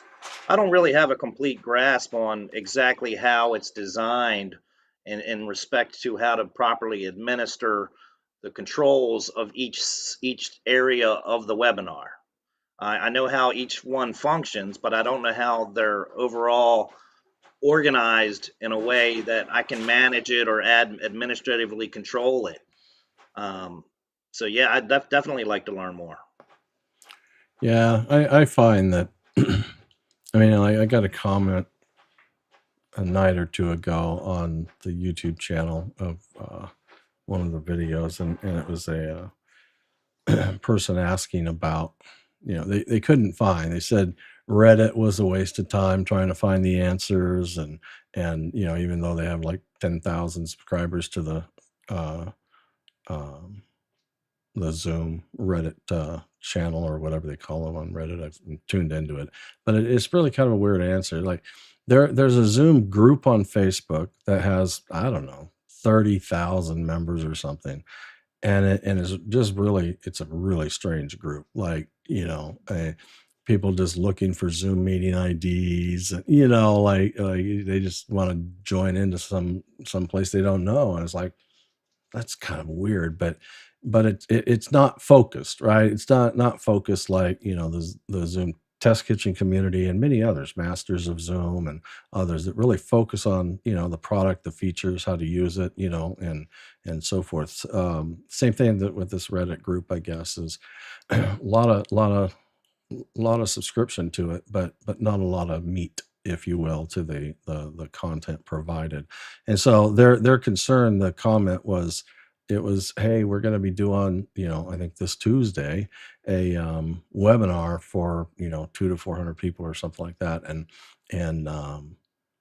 they were completely unfamiliar with what they were in for. I mean, and he was having such a hard time finding the answers. I'm like, man, I just go, hats off for your courageousness, because with 200 to 400 people on a webinar, for instance, you have no idea what you're in for when you go into a webinar product. And so I'm not speaking down to the product, but any unfamiliar product, and you're going to go sell services potentially to, be the one responsible for managing it correctly.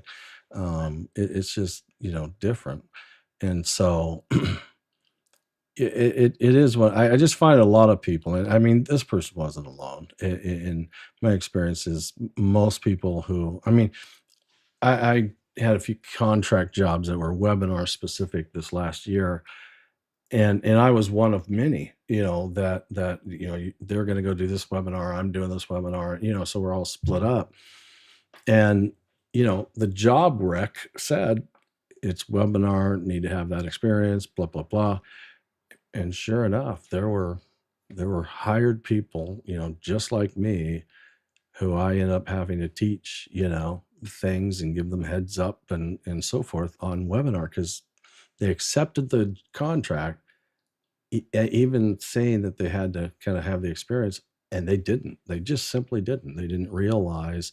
I think they assumed that it was much like, meetings. Well, kinda, but when you Yeah. start it up and you're probably in a practice session, and then you end that practice session, then what? You can't get back to it without killing it and starting it over.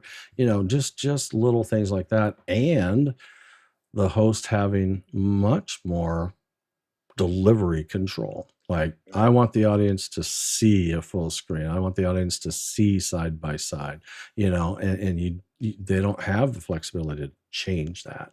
And so, Well, I know, there are no, you've promised to the client that, yeah, we can do breakout rooms. And they also 30 minutes earlier said, yeah, we'd like to do a webinar. Those two things don't go together. Webinar doesn't support breakout rooms, I mean, just understanding the differences, and there are differences. And panelists, like this one, gets me like, okay, I understand. Attendees. So if the word attendee comes out of Zoom's documentation, that is somebody attending a webinar. If they refer to them as a participant, that is somebody participating in a meeting. So you look at your list on the top right of your screen, it's a participants list. And that's because meetings are meant to be interactive. Everybody can have their cameras on and so forth. Attendees are people who walked into a theater and have no expectation of having a two-way conversation with the presenter. The presenter is delivering one way. So they're attending, they're not participating. And there's a distinguishable difference between how we refer to them. And so, and it makes things a lot simpler, if you will, in a webinar, because it is just a delivery. But but there's always that, well, what am I delivering? Like, what are they actually seeing? Because my 12 panelists, they look mostly like what we see in meetings, the thumbnail view and the spotlight, but I only want my audience to see the spotlight or the dual spotlight. Well, go be an audience member then for a minute, fire up another computer and join as an attendee. You'll see that anybody who's not spotlit, if you got another 12 panelists that are unspotlit, they aren't seen because the audience only sees the spotlights and the share and so forth. And so, it's just the time it takes, Are you going to go try it first to learn it, to really justify the need to post a question?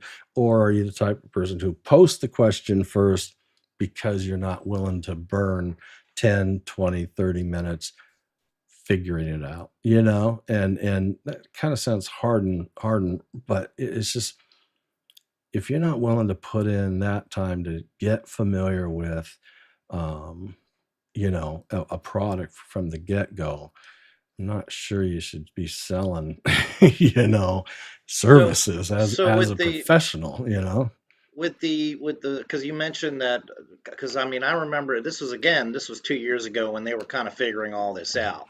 Zoom was Sure. actually working with the company I was working for here in Tampa. We were doing the Lululemon show, which was worldwide. A lot of moving parts, but I thought I could have swore that there were a couple of sessions where we had webinars going, but there were also breakouts. Is it something that occurred during that period where No. they decided not to allow breakouts, No, or they just never did? They've never existed in a webinar. They were promised 2 Zoomtopias ago or announced, but they've never come to fruition. So, Gotcha. Jeff, I'm wondering if Sean is talking about Zoom events now. The event platform. Yeah, but he said it was like 2 years ago. So I'm not. Yeah. This is about a year and a half ago. Yeah. Well, a year and a half ago, it's doable that it was a Zoom events instead. That doesn't mean. That's not to say that that's when webinars supported breakout rooms, but they may have created something that, felt that way or whatnot. But, and the thing is meetings, it has become a little easier to get closer to mimicking a webinar using a meeting. And that is like focus mode will, I'll just turn it on.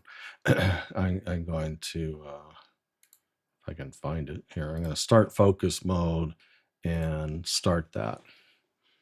Now, that's pretty simple. It's not like an exact replication, but all the distractions of all the other videos are gone. You can primarily just see me and yourself if your video camera's on, nobody else.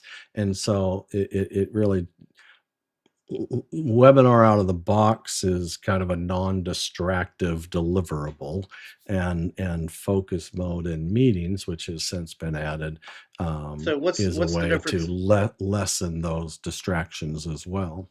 What's the difference between focus and spotlight? Well, when the host of the meeting puts it in focus mode across the board, then the only video outside yourself that you see is spotlights. And so you see pretty much as close as a meeting's going to get. You see what I want you to see, and not everybody Gotcha. else's. And so, I'm not going to share them, but I've got some classic pictures of, people, sleeping. This one gal was like eating soup out of a pot that came off the stove. I saw somebody get undressed and changed. I don't know if they thought their camera was off or not, and so focus mode, that was a really big meeting. There were hundreds of people there. And so you know, the potential of somebody seeing, you know, something, you know, weird or inappropriate is it's at least minimized because gallery pages, if they're in gallery view, are only 25 to 49 people at a time anyways. And so the audience of witness, if you will, is minimized. Well, focus mode kind of eliminates that altogether. You know, so if I haven't shut off anybody's camera, right? But you can't see them. But anybody's camera that's on right now, I can see them all as the host. And so I still have the ability to bring you on stage or bring you off stage or whatnot, right? It's just Okay. it's a minimized delivery to the audience. And so that's like, you know, I think might have been inspired by school, the educators. And and so with that, I get it. imagine a Okay. classroom, right? Log it in and the teacher's there and the teacher's doing their best to, you know, spotlight themselves or maybe just go active speaker, knowing that these kids are completely distracted by their friends who are on video on screen, and all they have to do now is just start the meeting in focus mode or put it in focus mode once they're in the meeting, and they can eliminate those, you know, help eliminate those distractions to the other students, although the teacher can still see everybody. So they're still there, they're still present, they can be accounted for in attendance, you know, they can be brought up on, you know, screen, you know, on demand and the whole bit. So it's just, you know, these things have grown over time. I don't know. There's Yeah. When did they several things that have come up. What's when that? did they develop focus mode? When did that pop up? When did that come out? I don't know. I'm not a great date guy. It's, you know, Recently. Zoom release notes they're out there since the inception. But the you know, focus mode, I don't know if I'd say, I mean, it's not fairly recent. It's long recent. I would guess focus mode came out a year ago. But that's still, you know, fairly fresh in the technology world, Zoom world. But yeah, so we can go out there and mimic. So Mike, your screenshot of your gallery with just you and me, videos, your and I's videos, you personally, I can't do this as the host in a meeting, but you personally could turn off non-video users and Right. super clean up your desktop as well, right? And so Well, when you went into focus mode, it brought you and Mike up because he was co-host. Is that something where? No, it brought Mike up because I added his spotlight to Okay, the gotcha. equation. Yeah. So you have to spotlight as well in order to focus mode. No, I mean, if I, the host, am the, you know, primary speaker, everybody's going to see the host. Right. But the idea is, I mean, you can turn on focus mode. Like I have no spotlights right now, and I'll turn focus mode back on, and you can see the results. You should still see me. And if I speak, you'll see me, won't you? Yeah. No, I see everybody whether you're speaking or not. I see you as long as your cameras are on, but I've muted all the cameras to the audience, every audience member, with the exception of the ones that I elect to spotlight. And so if I for some reason, I will say this. Let me I just noticed something. I'm going to stop focus mode. I'm going to remove the spotlight. Okay. And now so there's no spotlights, and I'm going to oops, I just lost. Oh, now I thought I noticed something. Now I noticed something more. So oh, there it is. It just took a while for focus mode to come back. Now I'm going to start. So no spotlights. I'm starting focus mode. It automatically spotlit me because it's only going to deliver spotlights. And if there's no spotlights when you enable it, it's going to spotlight the host. and so I'm pretty sure it's a host thing, which may not be the desire, right? So what if I wanted Alan, and Alan's the, currently the active speaking presenter, and I go, oh, I forgot to turn on focus mode. And so I turn on focus mode, and I've only been working with Alan on active speaker because he's got, plenty of audible going, and it's the full screen result. But I'm pretty sure that, so let's test this out. I'm going to, well, if it auto spotlit me as a kind of a known requirement, can I unspotlight myself, and what's the result? It did let me unspotlight myself, although it auto spotlit me when I started focus mode, but we're still in focus mode. Yeah, so that was my question, because I also noticed that for some reason when you went into the focus mode, my meeting controls came up and they're not hiding anymore. I don't know why that is. Yeah. Yeah, I'm not. Can I'm not a 100% co-host start focus mode, and would that person be spotlit if they did? I don't think so. I don't think a co-host can. Let me. Oh, you can. I'm wrong. So I just swung over to my ISO machine, which is the other co-host, and I go there, and I can, in fact, start focus mode, and I will do that, and it still spotlit me. But Was its I'm the camera on? host. Jeff ISO is a co-host. Does it have a camera on? No, I think it's fair. You're like my troubleshooting tester. What if? I love it, by the way. I'm Sorry. not picking on you. No, it's great.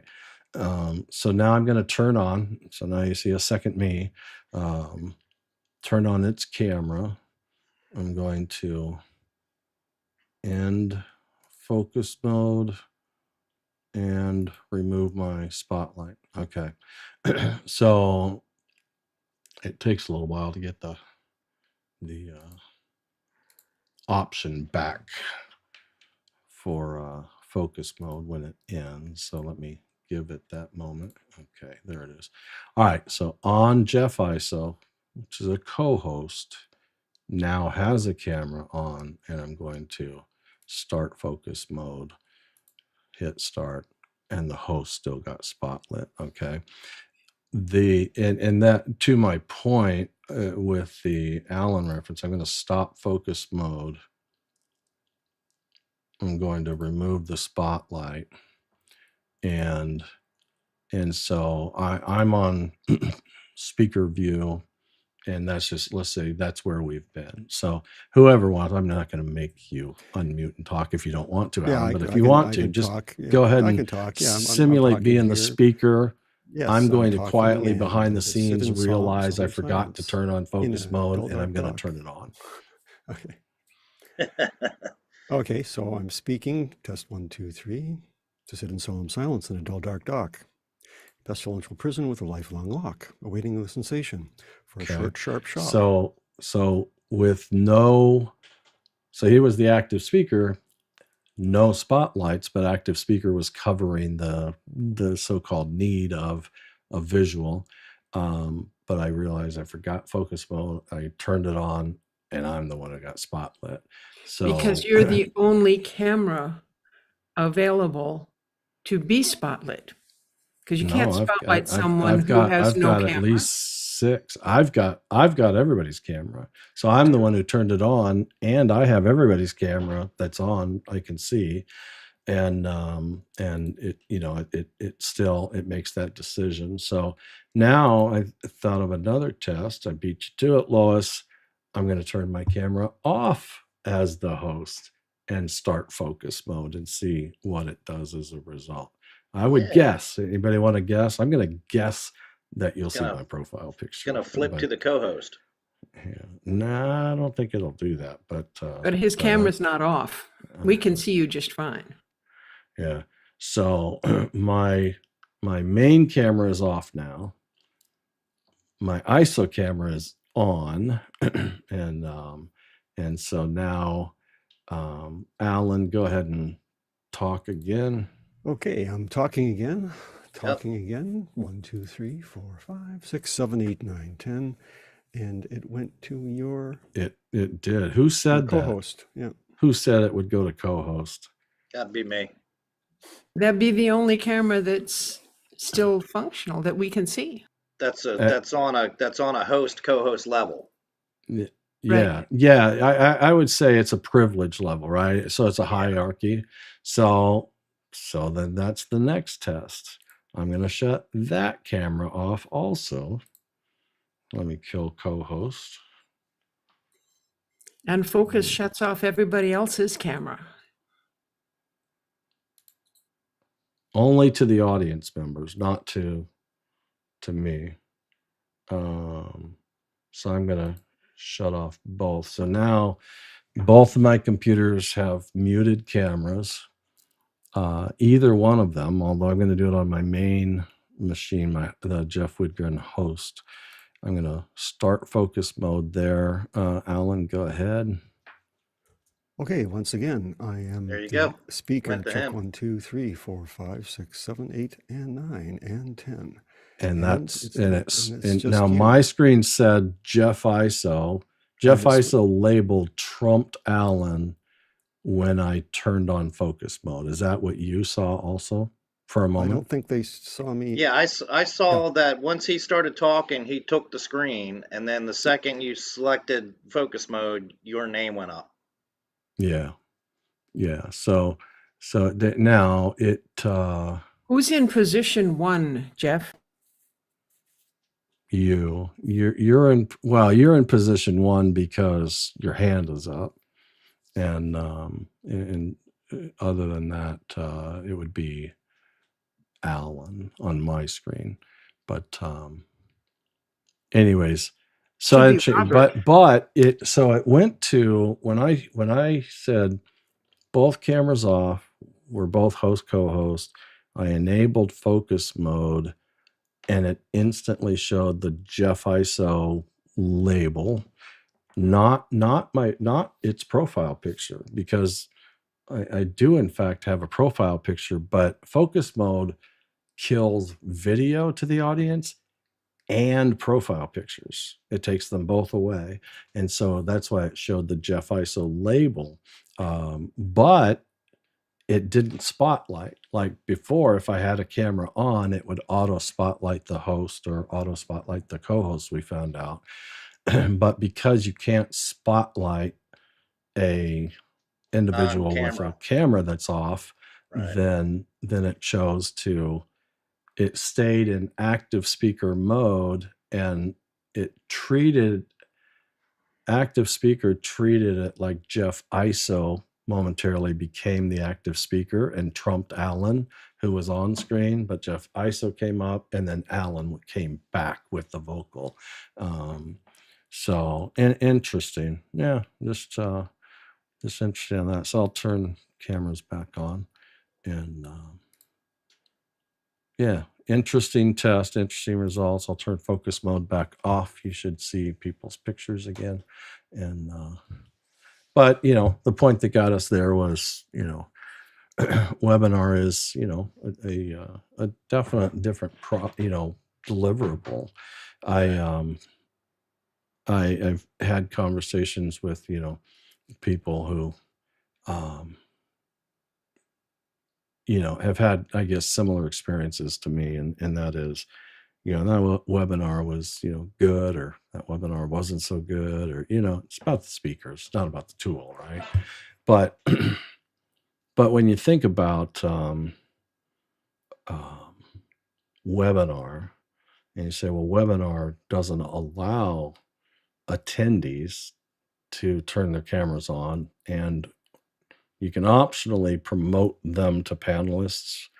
You can optionally allow them to speak, but a host has to grant that, ability to get vocal, if they have an audible question. But for the most part, they're just quiet and they're unseen. So it's just meant to be a delivery, which means there's not an audience to see it, right? And I'm saying that on behalf of the speaker. So, so I just say, if it's a live webinar, how in the world engaged can a speaker really be without seeing a single audience member? You know what I'm saying? Like, they either got to be really good or they've got to be really fake because there's nothing real that's alive in front of them, except potentially, and it's a total option, they may be the only speaker, other panelists. You know, they may see other panelists, but there's no guarantee that it's really kind of that kind of gathering anyways. And the panelists aren't your audience. They may be there live, but they may become a distraction more than anything else, because it's not their turn yet, you know, and so they really kind of don't care what you're talking about. But So my maybe they question do. is, if you're setting up a webinar and you basically have a green room for the presenters that are going to come in and be the spotlight of the production, if you will.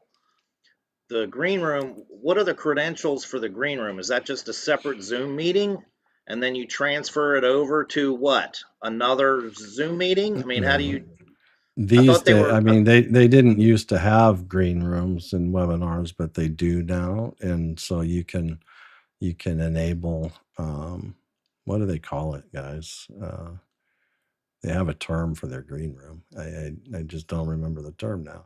But you can schedule a webinar and enable this green room, and when panelists arrive, that's where they arrive, and you get them prepped and ready. And when it's their turn, then you put them out on stage. And it's called the backstage. Yeah, backstage. Yeah, backstage. Yeah. So backstage is there and usable. Robert, but the backstage is available in the webinar that's you get through Zoom events. It's not in the webinar. Not the webinar. standalone. Yeah. See, that's what I'd like to learn more about. I don't know how that's structured. Yeah, so you should take a look at in Facebook. Look for a group called Zoom Events Pro. Is that Denise's? And you can search for in the archives of Zoom Test Kitchen, where there was quite interesting attempts and trying out Zoom events when it came out. So yeah, I mean, we had Zoom. Yeah, we had Zoom come in, and Zoom Events Pros. I'll put it in the chat. Awesome. Our friend Denise is the one who, I'm a moderator over there, but she owns it and runs it, and she's really focused on that. Golly, I lose focus here. Jeff, can I just add a couple of thoughts on the webinar tool when you compare it with the meetings, Zoom meetings? Yep. Because like I said, I use webinars a lot, and two things that we use them for is to be able to send out information for registered large events. Because with the Zoom meetings, you go up to a certain limit. With the webinars, you have just about unlimited capability. Right. The second thing we use it for is branding. The branding tools on the webinar are far richer than they are in the meeting. Because with the webinar, it becomes quite simple to brand the whole event, because you can put a, I forget the correct name of it, but it's like an image behind the whole of our screen now. So it's not just a virtual background for the speaker, it's an image that is all over the screen, the Zoom screen. So you can literally have branding across, say, for sponsors for an event at the top, the name of the event at the bottom. And with the speakers themselves, the panelists, you get the opportunity to brand their name tags. That we don't use the standard name. You don't have to use the standard name tags like you see in this They're meeting. more like a lower third They're to more a like a lower footer. third, Yeah. and they can Oh, be wow. the coloring can be changed for the individuals, so you can match the coloring to the branding of that specific organization that the person's representing. There's a lot of production type things that you can do in that area. But with the webinar, what I've found is that there are also a lot of tools that we have to use around the webinar. In other words, if we're organizing a webinar for a client who wants to embed the registration form on his website because he's advertising, so it draws traffic to his website, it looks more serious, or people trust it more if it's on their website and register for the event, we've got tools that allow us to embed that. It's not part of the Zoom webinar, but I'm just saying that there are additional things that are required if you want to use the webinar. And these are the things that our clients are asking us for. The other thing that I've found with the webinar is when we're running hybrid events, it's much easier to do all of the branding on a webinar and then bring a user from the outside straight onto the screen at any one of the locations that the hybrid event is taking place, and give the offsite, the online people, the same sort of experience, because you don't have to use a separate tool like vMix OBS or an ATM Mini Extreme with some sort of background that's embedded or put in there. So the whole of that production becomes simpler with hybrid events. The other thing, of course, is all of the reminders of the emails that go out. There are additional reminders that go out to the panelists and to the attendees 24 hours before, an hour before, and we've got text messages that you can now set up and they can go out as a reminder, we're starting now. So there are a lot of, I think the webinar tool, I think of it for events where you're not within an internal organization. So it's not like a town hall where you want people to see who they're speaking to and for people to be able to come up and ask a question. But it's for like these events where you're broadcasting like a TV broadcast. The other thing I found with webinars is that a lot of people who want webinars also want to stream to, for example, a fan page on Facebook or to a YouTube channel at the same time. So that sort of builds in and makes the event more complicated, but that's what their requirement is when they're thinking about a webinar. That's so it's really reaching out to as many people as they can to acquire more target market audience. I gotcha. Yeah, it's a bigger, I mean, it has bigger capacity opportunity. It even has kind of rollover. So let's say the customer doesn't want to spend more than it costs for 1,000 attendees. You can stop the registration at 1,000, but you don't have to. You can let the registration exceed that, and when Zoom gets to that 1,000 on go live day, you can have it roll those people into the YouTube channel where it's being broadcasted also, and so it just auto forwards them to that location as well. Yeah, it's not that I'm anti-webinar. I just my heart and mind thinks a lot more about the presenter and the audience's experience as well, and so when you deliver. Often, I'll just say often when you deliver a webinar, it's like this one-way deliverable, right? By design, it's not a meeting like this. It's not meant to be interactive and back and forth exchange. Not that you can't create that to a degree, but not necessarily with the majority of the audience. It's not meant to be that audience interaction. You can bring in remote speakers and they can talk back and forth to one another and so forth, but that's not the same as saying you're going to be able to interact with the audience as well. And so in the context of, that deliverable versus interacting with your audience, I think it's just a fair word of warning that says, if you're going to invite the public, your audience, to a live webinar, there better be something that happens in that live webinar that isn't available in playback. You know what I'm saying? Like, otherwise, you should It's just got to be tell the worth attending. world, Yeah, it's got to be worth attending. replay it at your leisure, on your best schedule. Just hit replay. I mean, like, what's the reason for the live? Now, and some companies can produce that very easily, um, I'm not going to say, technology announcements. That's not it. I mean, they can hit replay and get that announcement. They'll probably see it on their phone in the press before, they see it on a replay. But it's something that happened, whether they're doing a drawing from all the registrations and they call your name and you have to reply in chat to say that's me, whatever, right? I mean, something that happened live that can't happen in playback. If it happened in playback and they gave away $1 million, when you're playing it back, that already happened. Sorry, all you can do is watch it happen.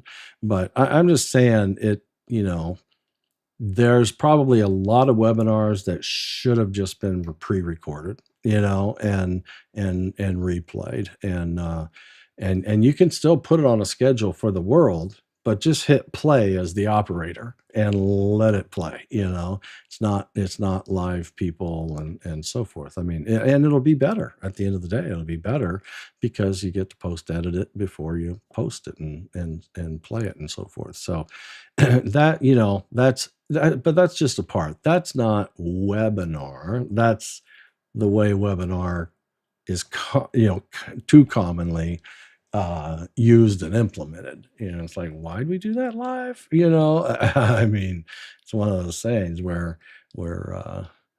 you could have, should have just posted it, whether it's on YouTube or whatnot. But anyways, it is. It's a very different tool. They've added that branding, like Robert said, and Zoom.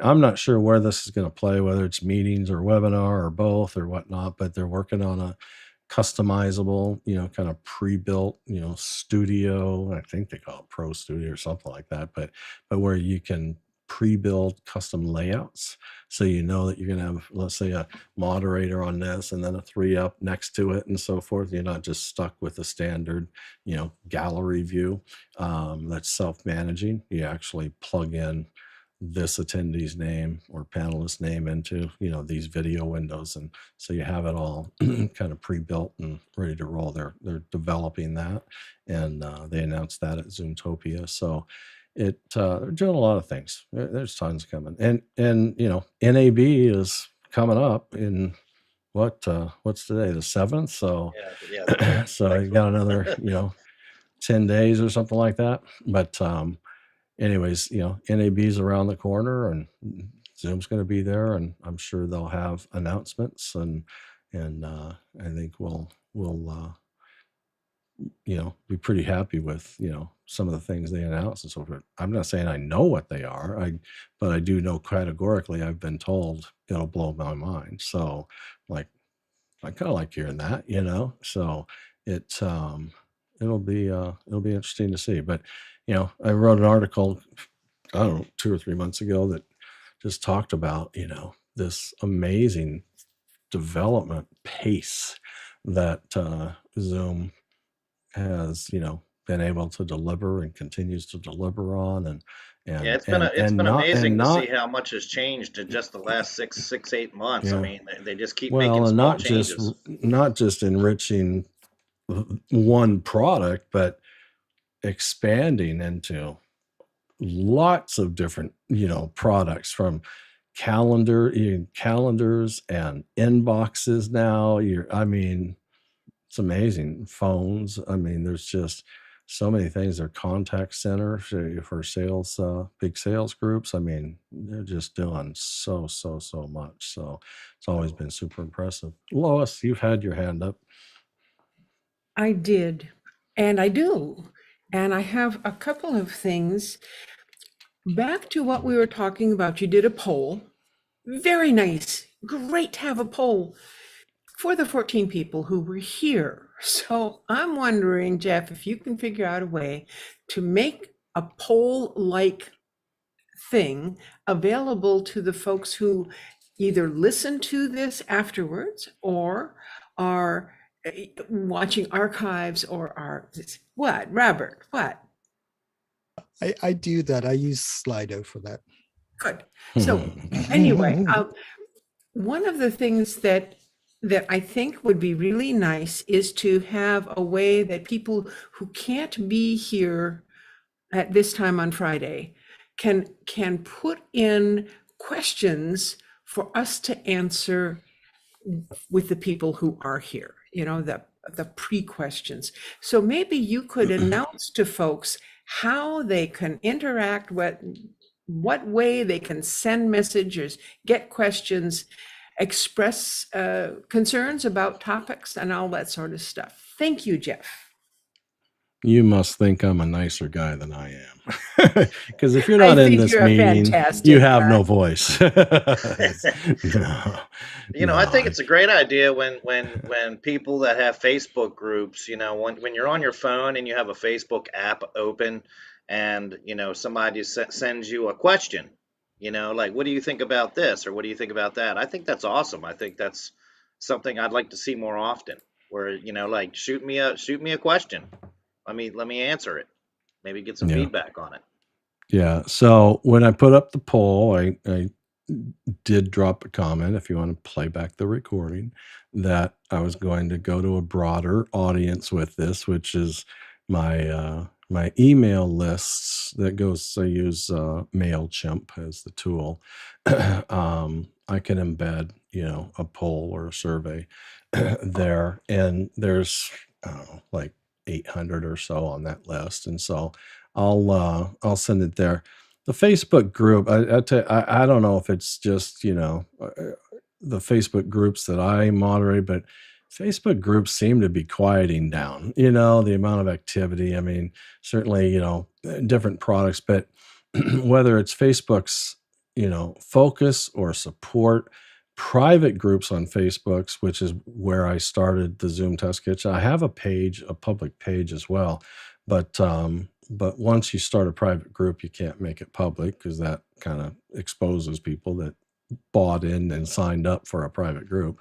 But needless to say, you know, private groups do absolutely nothing for having what you're doing, you know, with the Zoom Test Kitchen and sharing, you know, a tremendous amount of knowledge and so forth. Not as me as an individual, but us as a community does nothing for the general public and Google searches and so forth, because it's a private group. It's locked down. It's not crawlable by the search engines. And so you have to do a public group or so what I've done is I've fired up a Discord, you know, server for Zoom Test Kitchen. I have gone to YouTube, and so the YouTube channel is got I don't know, I think almost 60 weeks worth of archives. I didn't do it from the very beginning, but I used to stream, you know, I used to stream exclusively to Facebook, and, you know, it did okay for its time, but I think things are just changing as Everybody far as had to go back to work. Yeah, well, that too, but where, you know, it's kind of like, where are people, how are people consuming their information and getting answers and help and so forth. And, you know, it seems to me like, as far as, you know, kind of knowledge search that, you know, is kind of the category we're in, is, you know, Discord, which used to be, you know, a whole gamers platform back in the day, has really become, you know, a great business tool. And it's an opt-in, right? You're not forcing it, you know, out to the world, but they can opt in, and that proves interest and so forth, along with YouTube, which is just amazing. So And yeah. I think one of the changes that obviously we have both seen in the last 2 years is that a lot of people had to learn how to do that so that they could do their meetings or have their clubs or do their services or whatever it is. And a lot of people have learned the basics. And so there are not too many folks coming to the Zoom test kitchen to figure out, how do I open a breakout room? Or how do I do this or that? We're getting the folks who want the really technical nitty gritty. And so I think that's Yeah. a change in the participation. Yeah, no, I think they're fair comments, but I think it's just part of the story, and that is, I actually, got to spend some time and meet in person Betsy Coyne, who has been in the Zoom test kitchen a few times, and she owns, a technology consulting company, and part of it's Zoom, part of it's several other, technologies, but she is very busy, out, online, on Zooms, out and about. I mean, she's out of New Jersey, and but she was in Wichita, Kansas, so I drove, a couple hours south and got to meet her and had lunch and do a lot of talking and brainstorming. But she's very busy in that. So, she's focused on, a particular vertical, when I met her anyways. I mean, she's way beyond that overall, but there are industries, especially instructional, I mean, I think every vertical has its kind of sources of instructional resources, and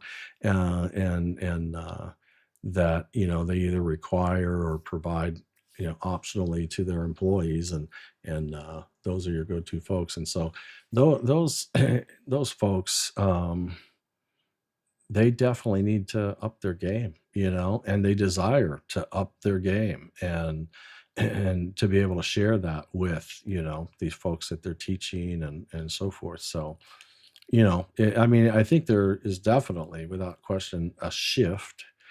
And then I think even the shift of, being in a pandemic and not, and how much time, really, it's been a fairly long conversion back, long and slow conversion back to, if you will, the way it used to be or whatnot. I don't think it'll ever be all that, but, but, there's this underlying assumption that, oh, Zoom's easy, well, professionals know that that's not the whole story.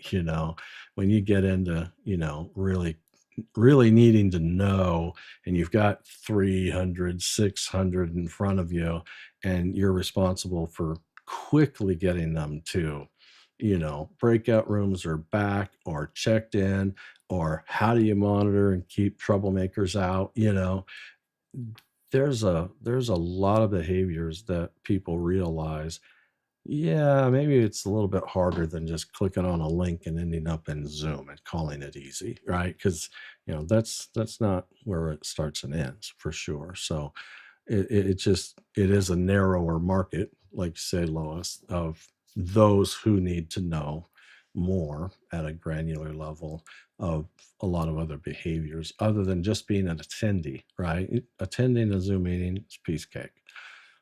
Planning and managing an event, if you will, or a large Zoom meeting that's run well. My favorite word, I haven't been able to replace this word with anything else.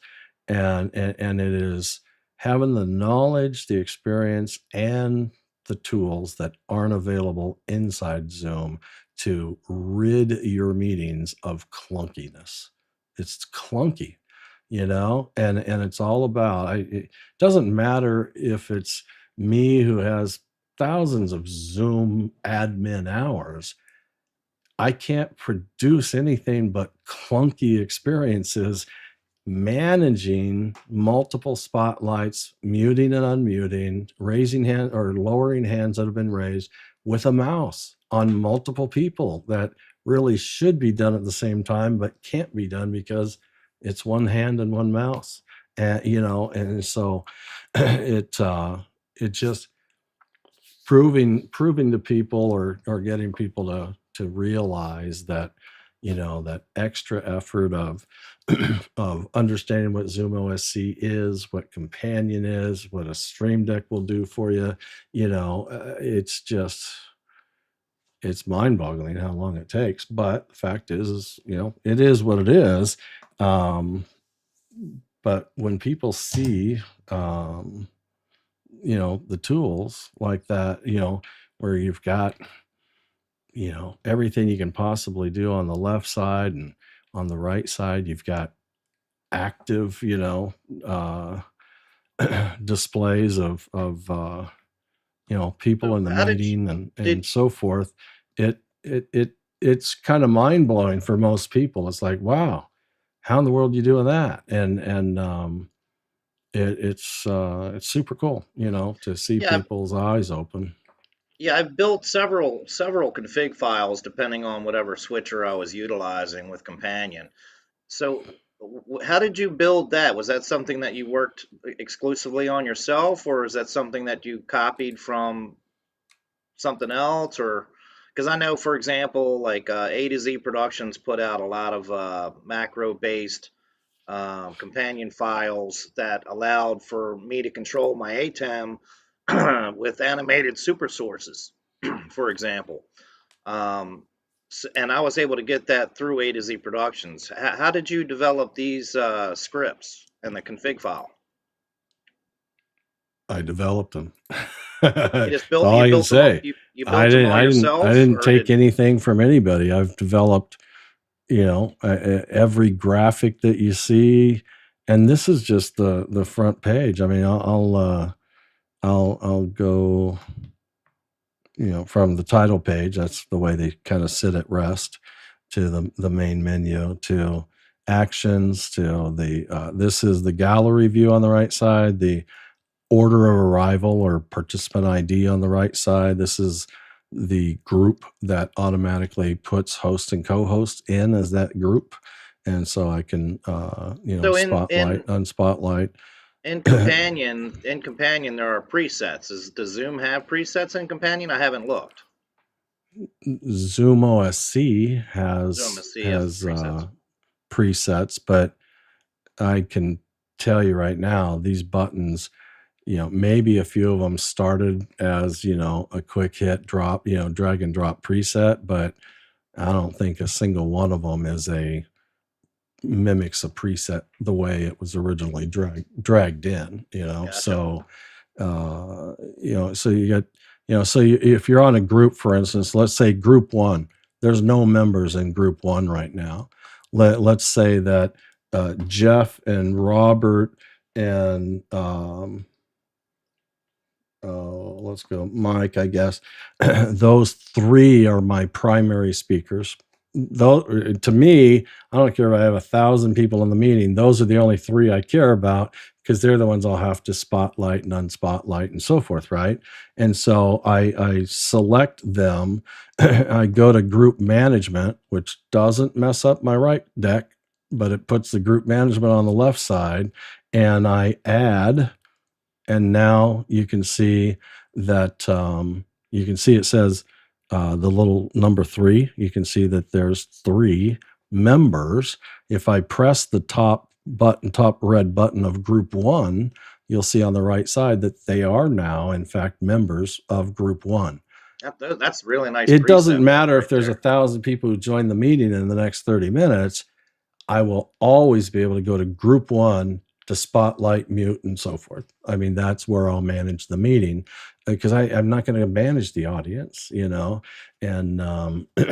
especially if it's a webinar. If it's a meeting, then I really don't manage them much either. But if I do manage the audience, let's say, hey, we want to have people from the audience ask a question. I say, my guidance is, okay, great. Just give them instructions to raise their digital hand. And when they do, I'm going to go to the gallery view and go ahead, somebody raise your hand. And you'll see that Robert is, I messed something up here. Bear with me. I got to get my ISO back into gallery view. I screwed it up earlier, but you'll see that Robert, who previously was not in position 1, well, that's what Zoom does to digitally raised hands, right? It puts them in the top left and so forth. And the Stream Deck companion build follows that. And so even if there's 1,000 people in the meeting, I just need to go to the gallery page and those digital hands will be right up top, and I can just press Robert, unselect the other ones, and on stage Robert, and there he is. And then he's still selected, so now I'll off stage him and he's gone. And it just quick selects and deselects, and I call them on stage, off stage, because on stage unmutes them, it lowers their hand, and it spotlights them all at the same time. And you can do multiple. So I can take cameras. I've got Robert and Mike, for instance. I'll do 2 of them, and with that, I accidentally unselected one, but with that, it'll do 2 at a time, and or select them and throw them both back off stage, and all that. So it's. I'm not saying the world doesn't realize this is a good thing, but it takes a long time, and part of it's just getting the word out that that these tools are there and they can build. But I've spent I've spent countless hours. I mean, here's the way my work used to look like. I'm talking about on the right side, Stream Deck 2, flat buttons and so forth. This is what I'm working on, is literally kind of just the graphic part of it. It's just the header graphics, so that and I mean, there's just so many things that I can talk about on this stuff, and that is the Stream Deck 2, the headers, the Stream Deck 1, the view headers that are slightly gradient shades, right? But they're also intentionally complementary, like scientific color science complementary to the color of the button. Now the color of the button is coming from companion, but the header graphic, because the bottom of the graphic is transparent, so whatever I make the button, it comes through, but the header graphic. But so I had already had colors on my buttons, just the flat button design, if you will. But then I'm going, I'm not an artist. I don't know color, but I have gotten to know Canva lately, and Canva has has this color palette page that just really kind of blows me away. But Canva. So Jeff, when is your store opening again? I'm still working on that.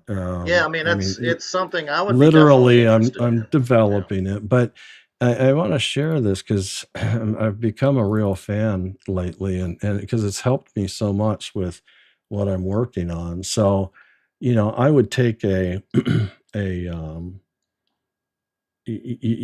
upload an image and it'll give you this result of the colors that are in it and so forth.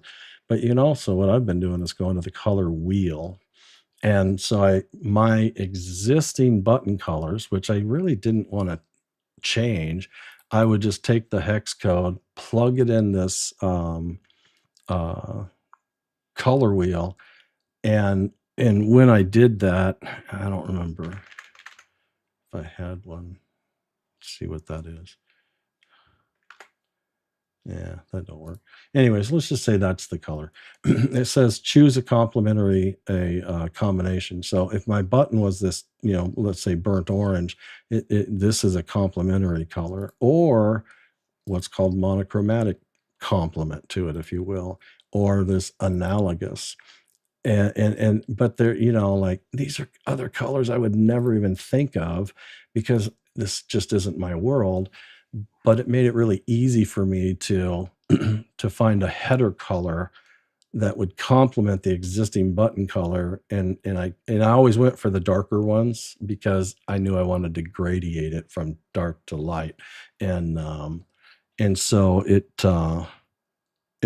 just made my day because it made my life so much easier. So let me ask you this: because I obviously that Companion allows you to run the Stream Deck software as well as Companion at the same time now, if you want. Yeah, I don't do it. Are any of those builds associated with Stream Deck at all, or is it all Companion?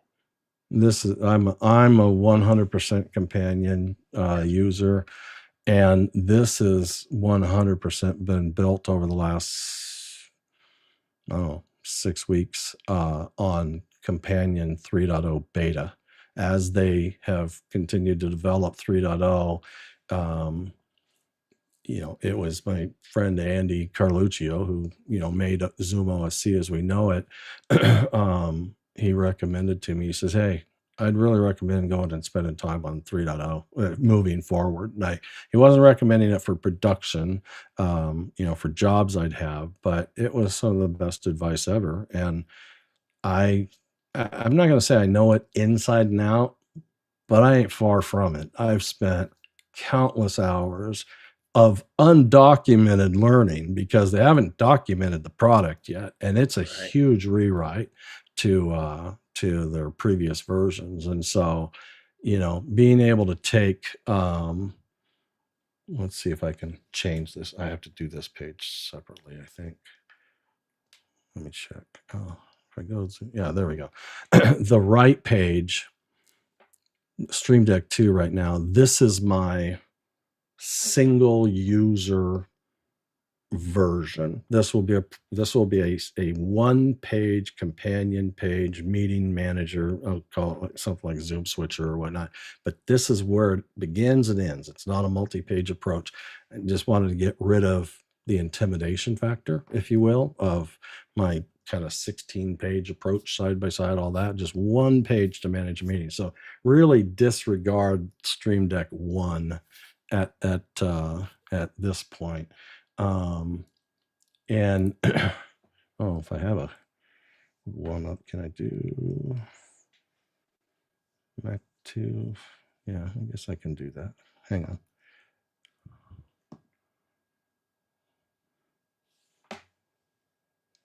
Yeah, I just screwed myself up getting there though.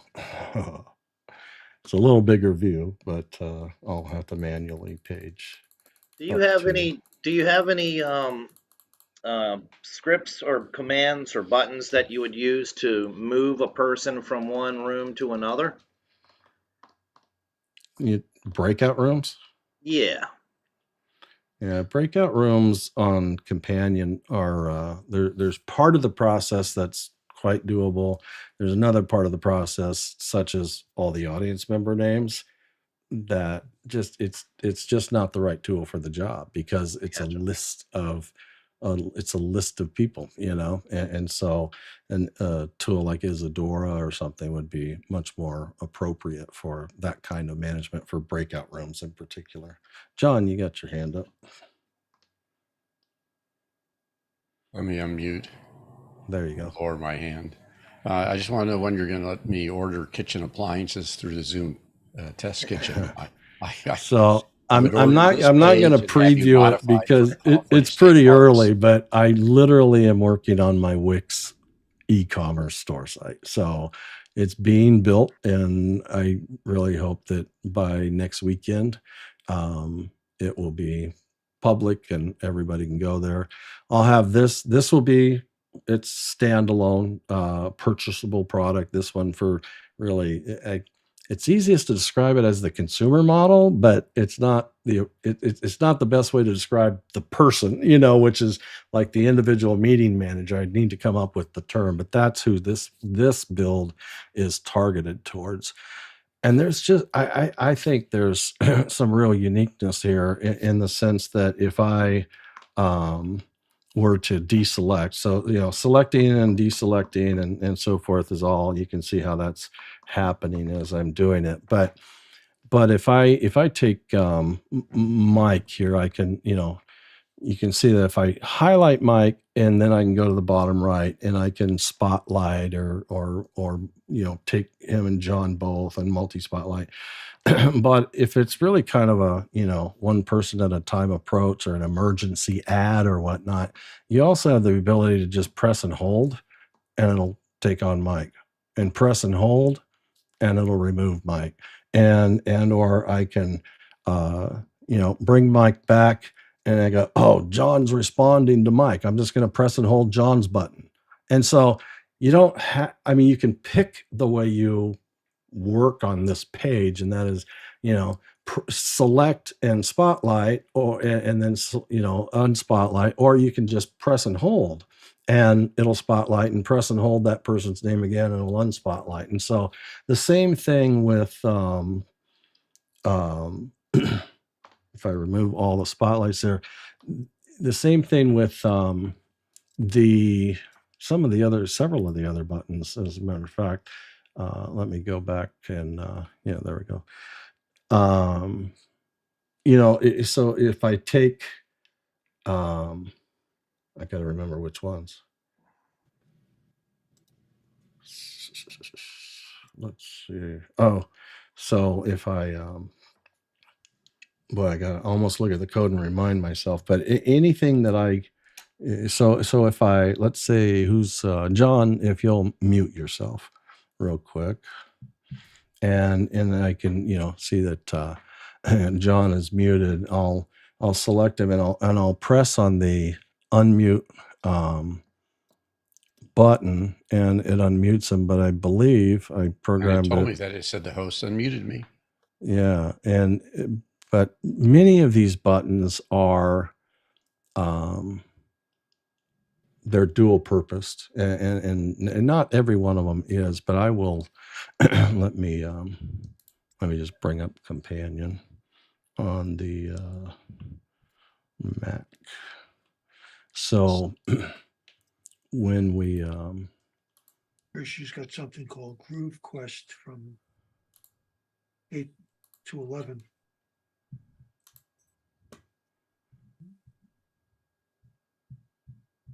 Dana. Let me mute some folks. Mike, I'm going to mute you as well. Just if you have something to say, just say it. But anyways, so on the build page itself, if you take a look at like add spotlights, and we can see that this is the 3.0 companion just win. They've done so many incredibly cool things with it that let me start with a new button, and just to show you how it begins. It starts with the actions, what's the press actions, what's the release actions. That we're used to, that's what we're used to. They got rid of a checkbox up here that used to say latch, which, like, the first time you press and release it, it stays open, if you will, and then the next time you press and release it, it does the release actions as well. You don't have to press and hold it and then release. So, but they got rid of that. But they got rid of it for really good reason, is you can add steps, and you can add steps and steps and steps. And so every time you press a button, you get a press action and a release action, and then it moves on to the next step.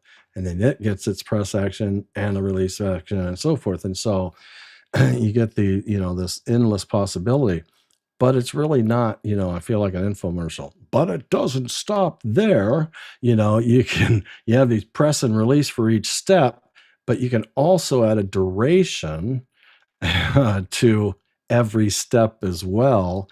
And now I can say, hey, if I hold that button down for 500 milliseconds, and I want to say while I hold it, that's why I'm flipping that switch, then do this. So it does the press actions the moment I press that button. It does the short release actions if I release the button sooner than 500 milliseconds. And then it does the 500 milliseconds while I'm holding it, because I flip that toggle. So while I hold it, it hits 500, boom, it executes the actions. And so when I get to, let's say this end meeting, which is kind of a scary button, right? Let me make sure I didn't actually end the meeting. I don't think I did. I think I kind of kept myself out of trouble, but I want to confirm that. I press and hold it, blah, blah, blah. Yeah. I'm just doing a simulator, if you will.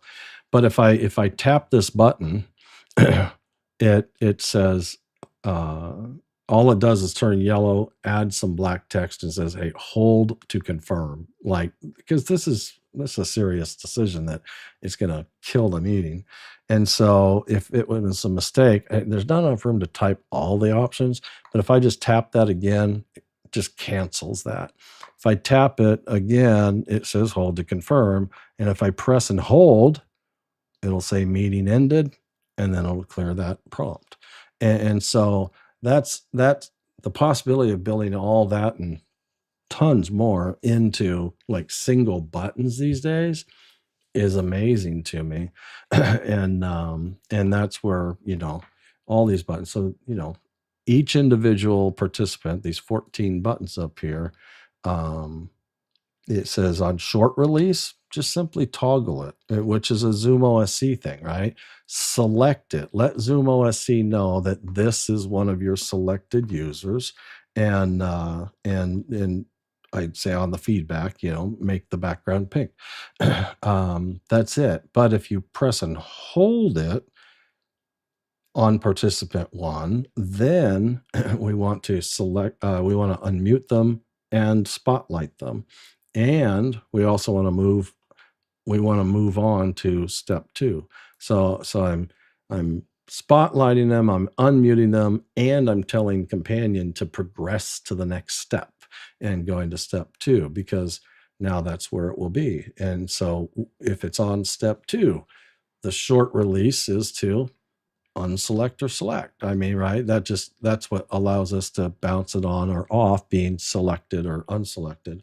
But if I'm on step 2 and I press and hold, it does the opposite of the same thing, right? Hold it for 500 milliseconds or more, and it will then mute that person, unspotlights them, and goes back to step 1 and just does it all over again. So that's why I have, because you have to hold it for 500 milliseconds, I have the option to press and hold it and expect a spotlight, or I can just tap it to select them, because let's say I want to select Jeff, Mike, and Sean. Where are you, Sean? There we go, Sean. So those 3, I'll even make it a 4 up. Who else on camera? Anybody?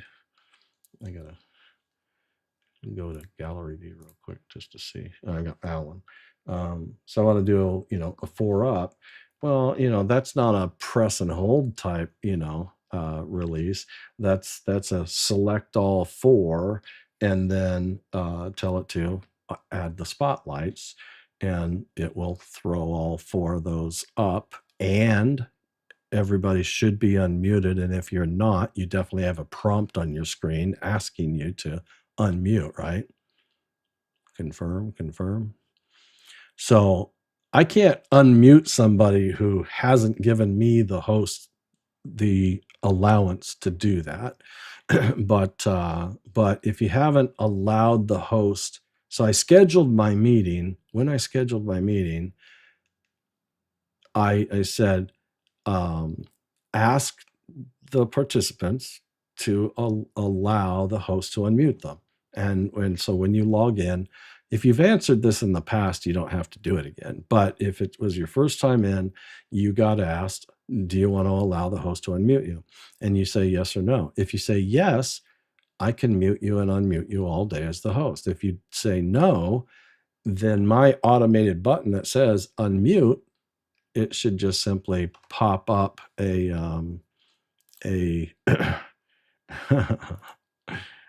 I don't know when that got turned off, but I just turned it back on, so you can unmute now. When it's The Jeff best I can still say unmute, But if you haven't allowed me to unmute, the best Zoom will do for me is send you a request to unmute. And so it's okay. I don't have to put in any different code in my companion build. I just say unmute, and then Zoom takes care of the rest. It'll either unmute you or it'll prompt you, one or the other.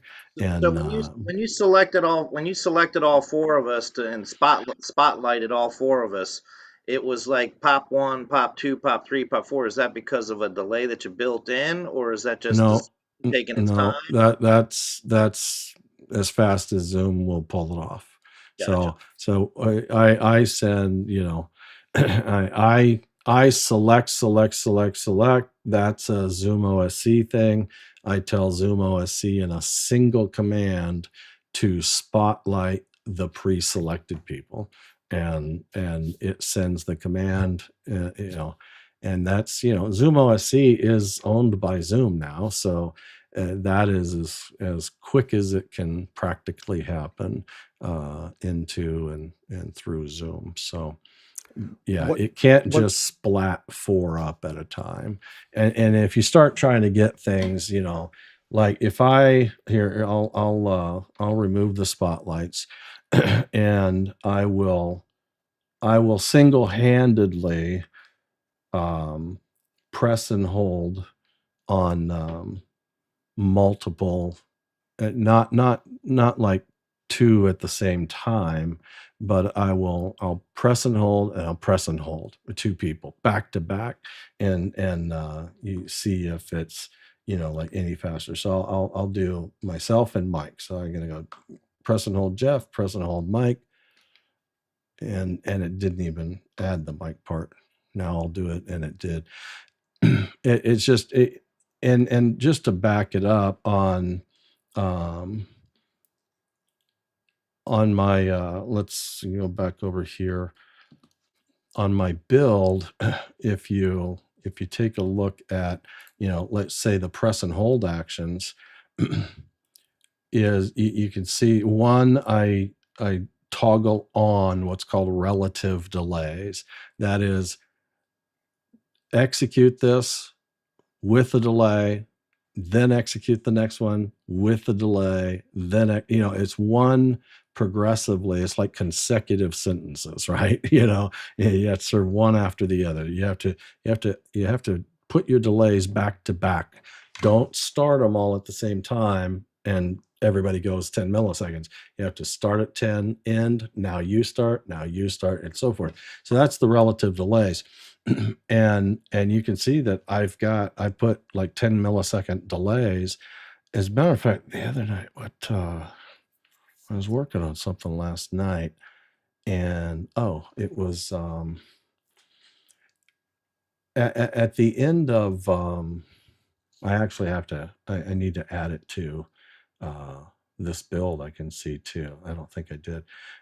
So oh no, I don't have to do it to this build. I have to do it to my on more of my professional build.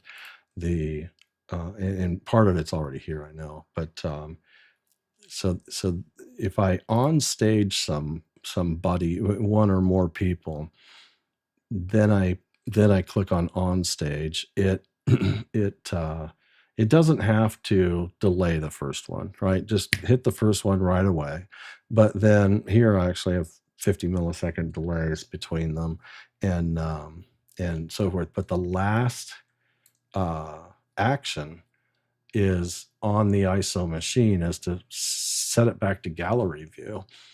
And I'm trying to remember which one last night. I was having a heck of a time with something. Can't remember where I was. I don't know now.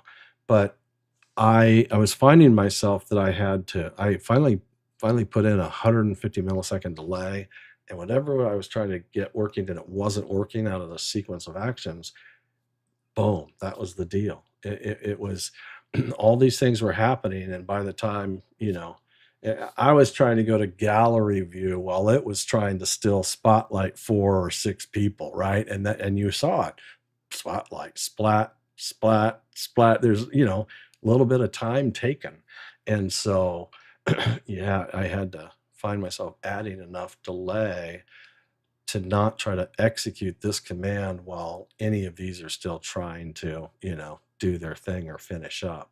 And so it, the, sometimes that's all it can be. It's not that the code's not working. It's not that the action's not doing what it's supposed to do. It is simply that you're something down here in the list is just trying to, do its thing prematurely, and that's what the delays are all about. And sometimes it's just hit and miss. You just have to, especially if you have confidence that the action works as a standalone action. You go, no, this thing functions. It does what it's supposed to do, but in the sequence, it's not. That is a delay issue. That's where you just have to make sure the relative delays are on, put them in, kind of crank them up a little bit, knowing that 1,000 milliseconds is 1 second. So you don't want a whole bunch of 1,000 millisecond delays in there. That'll take forever to do stuff. But you just need to, find that sweet spot. So I think I was satisfied I finally got satisfied at, I think in this case it was like 50 milliseconds, and it was a shipping product. It's going to be a shipping product. And so I took that 50, which was a real focus point of mine to find that. And it was an unusual exercise a little bit, to where I normally can just put in 10 to 30 on everything, and everything works. So I thought, well, I don't know how close to the edge I am. So I turned my solution of 50 milliseconds to a shippable value of 100 milliseconds on that one particular delay. So I didn't want it to turn into a support issue. So Alan, go ahead. Right. Just want to let you know what I experienced on the consumer version, when you brought the four of us up. I wasn't unmuted. I don't think any of us were, and we couldn't unmute. That's what happened. Yeah. I didn't realize that was the issue. What had happened is my host client, for some reason under the security badge, sometime either I or maybe somebody else did, maybe Ray, I don't know. Ray usually doesn't go under here, but anyways, the allowance to unmute in this meeting was turned off, and that was a total unknown and unexpected. So now you're allowed to be unmuted. So if I did, it'd be fair to do that exercise again. If I took, myself, Mike, who else? Robert is on camera. I'll take us three and say add spotlight. So Robert is muted, Mike is muted, Alan's muted.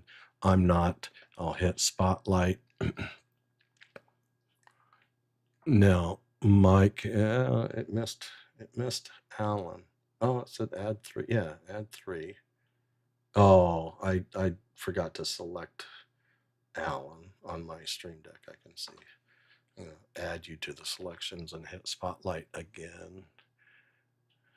See if that flies or not. There we go.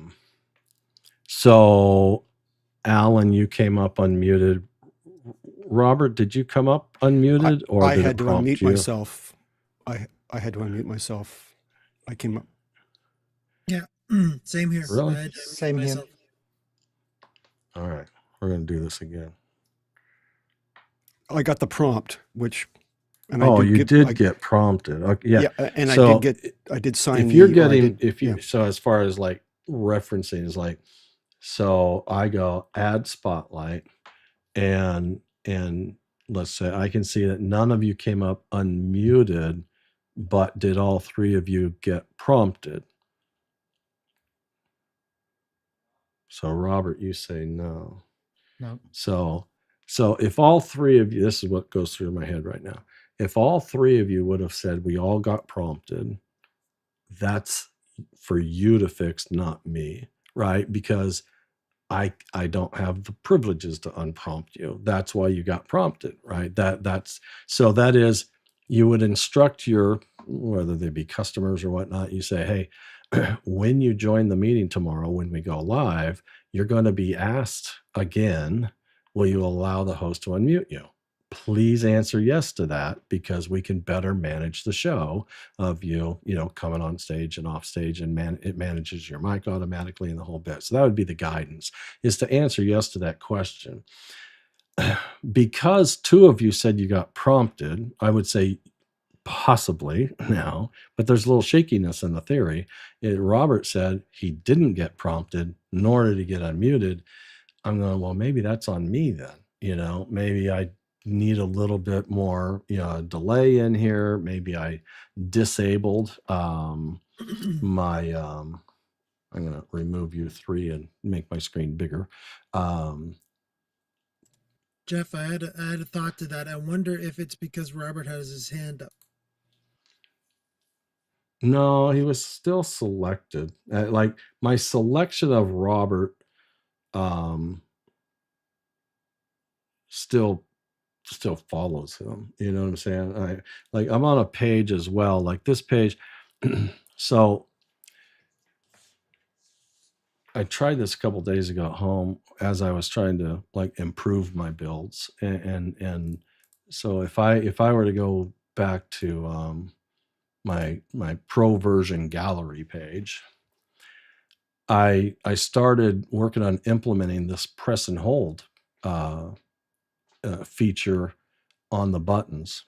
Well, guess what? It's an effort of futility on a gallery page, because the gallery shifts too much. When somebody mutes and unmutes, they raise their hand, they put it down. It just can't keep up. And I mean, it's not that it can't keep up. Your whole press and hold can change within milliseconds if somebody unmutes or raises a hand or whatnot, and now you're spotlighting the wrong person. So the whole thought of applying individual press and hold to spotlight and unspotlight on the gallery page is not a good match. Where the other pages, like the participant view, that's order of arrival, that's a non-shifting page. Group membership is non-dynamically. I mean, things can change, but only with intention. Like I'd have to remove somebody from a group, or add somebody or whatnot. So The in only other thought that I had too was maybe and I don't know if this is a ZoomOSC thing or it's something that you could actually build in, is that group page, when you want to do the press and hold, not have it refresh as often, not to get as many calls from the Zoom system that people are moving around.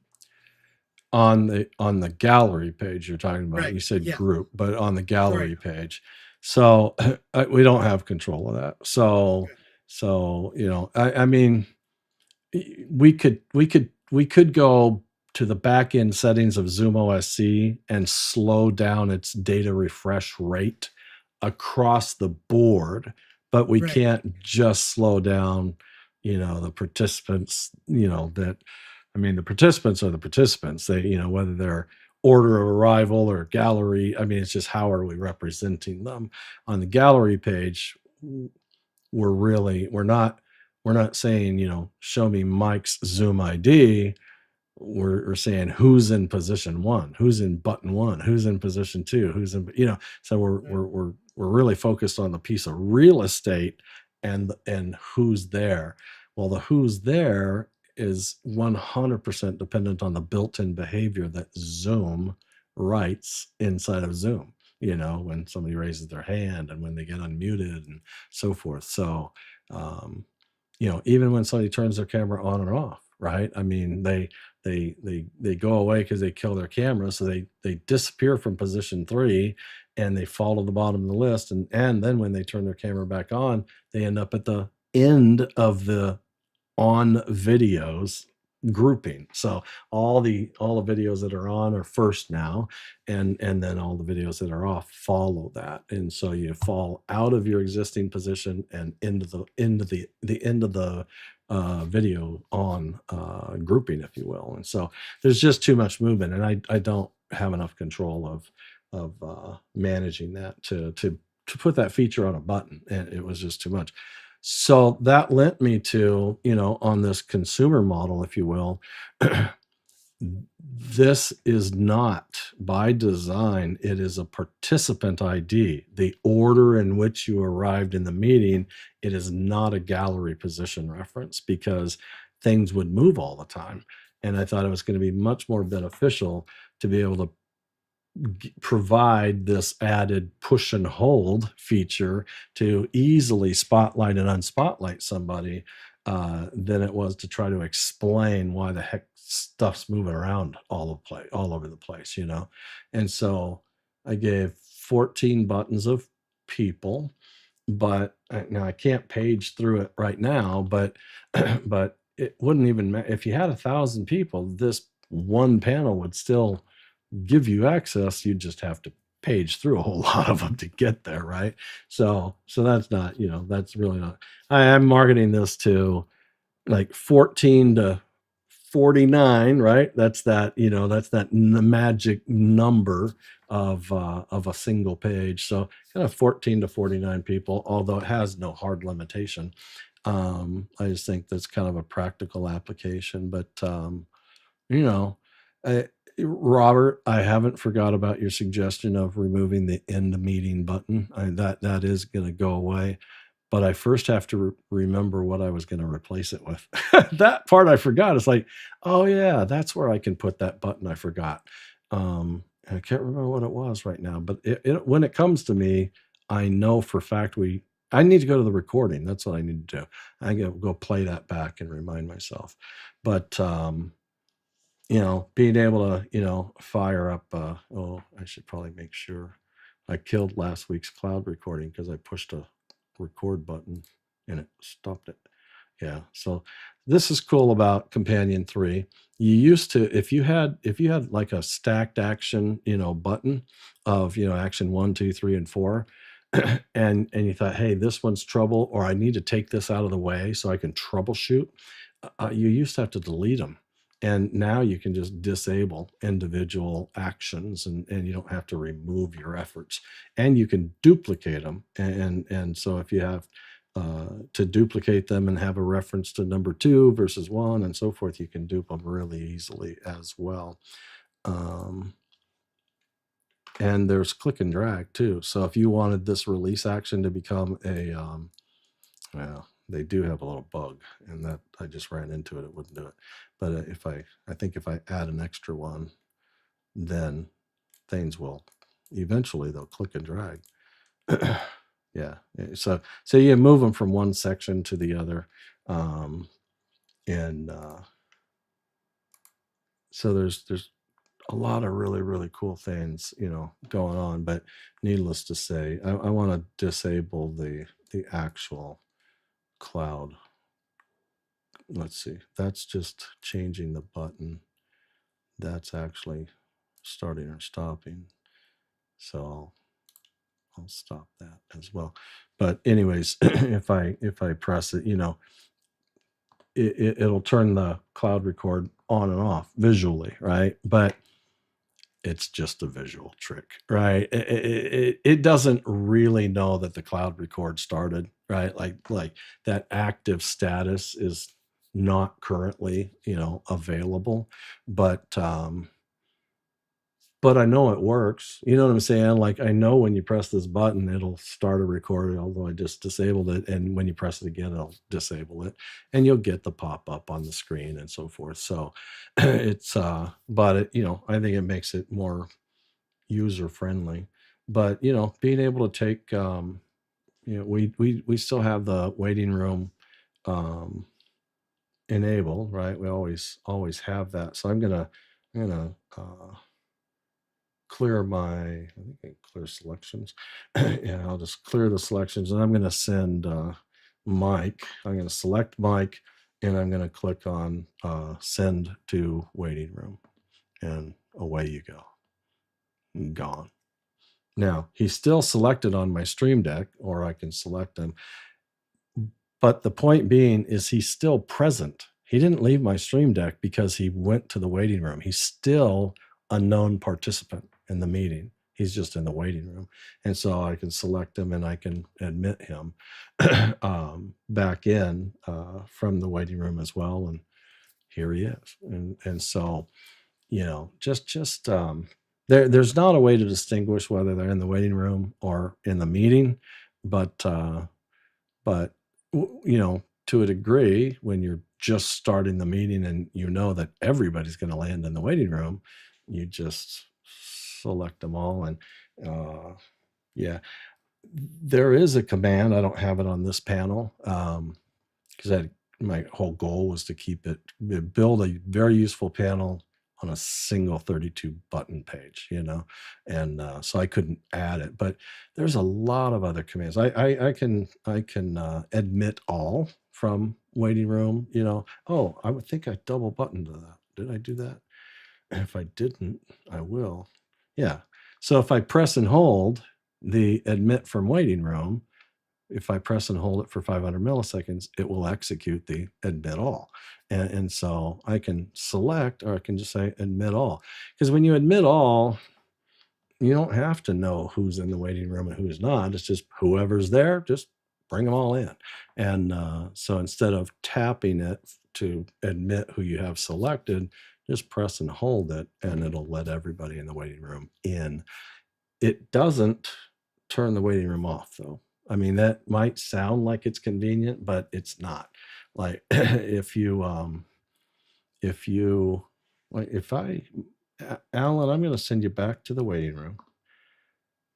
And while you're in the waiting room, I'm going to disable the waiting room.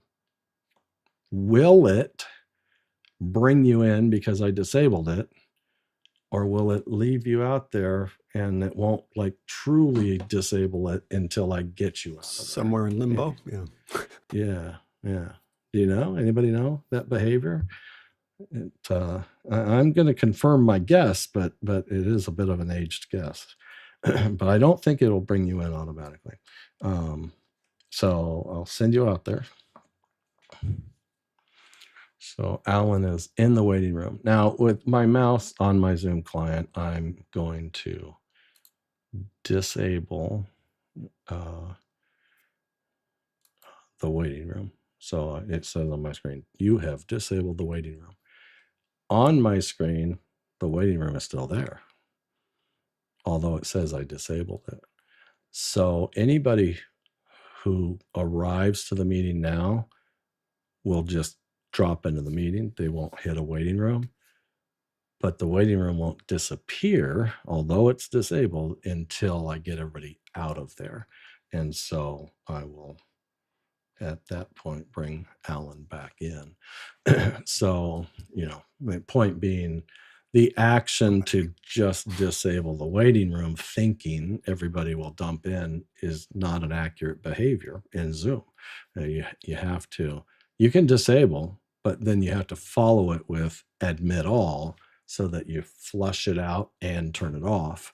And because if you admit all and then disable it, there's that chance of time where others are going to be, trying to get into your meeting, and you're still going to have a momentarily enabled waiting room. So I would suggest disabling first. If you had a multi-action button, disable the waiting room if that's your intention, and then do it in mid all, and everybody will be in and the waiting room will successfully be turned off. So Robert, you got your hand up. I was just about to say, Jeff, thanks very much. It's coming up to 1 o'clock in the morning, so I'm about to leave you. And the big question that I asked last week, when's the release date of the consumer version? Just the consumer version. So the consumer version is actually programmatically and the looks and so forth. I'm done with it, except that bottom left end button. I need to go remind myself what I was going to replace that with. And then that's ready. I still need to put together a video of downloading Companion, getting Companion, downloading it, installing it, because you have to have it, right? And so I have to get, kind of that deployment video put together so that they can actually, make it work. So, and I'll, I plan on including the use of this on a physical Stream Deck an on-screen emulator, and also I'll show it on my tablet so that they know you don't have to go buy a Stream Deck to use this solution. I mean, the best visual representation of this work is actually on my iPad. The high resolution iPad is amazing. It is so crisp and clear, and the colors and the gradients. I mean, it's gorgeous. But I'll just I need to show. I mean, like how to make it all happen. So that's the hard part of this. You know, you look like, oh, if I just get those buttons, I'm good to go. Nah, it's a little bit, you know. And ZoomOSC, you have to get ZoomOSC, downloaded and installed, and I'm pretty sure there's functions here that, especially multi-spotlighting, that you have to have the paid for subscription of $19 a month of ZoomOSC.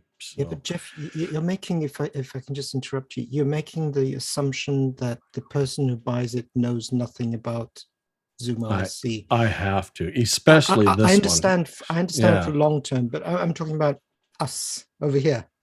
Oh When yeah. can we Well, get I mean, our- if you want to keep it in the category of you can you can Venmo me some money and I'll just deliver you this electronically. I don't need to wait for the storefront or any of that. So, and same goes for, by the way, it's just a small group at this point, but one of the things that'll be on my storefront is the downloadable digital files and worksheet for an embroiderer, to where you can download, the logo and the embroidery work file, the digitized file for their machines. And I'm not selling that. I mean, you can just, you're going to have to pay for the stitching, but that's all. You walk in with a shirt, and usually it's about $20, to have them stitch if you're bringing the shirts.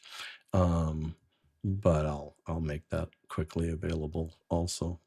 And I mean, I can put that in chat right now if anybody wants it before we end the meeting.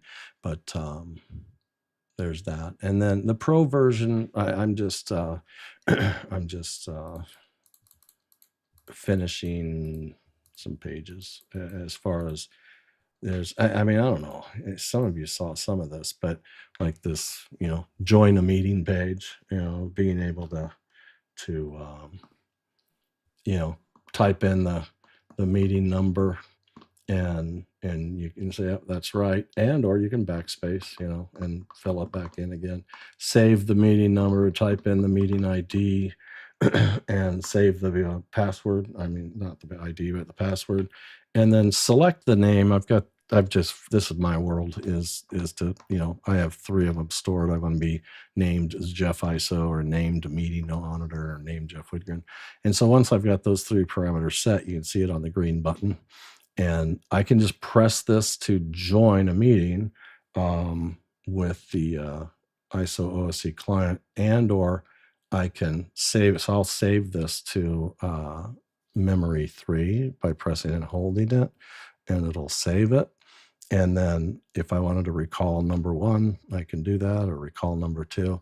And so it's really kind of cool. And that became more programmatic, than a lot of what we see on the Stream Decks. But I don't know. I just think it is useful to have. You can't type your names, but these flat pages, I'm sprucing them up graphically. I've got everything built in Companion. I can't in Canva.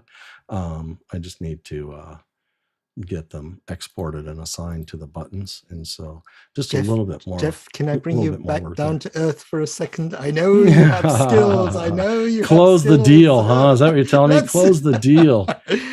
How many do you want, Robert? I don't know if I want to do this on the YouTube stream, though. So I understand. We can go.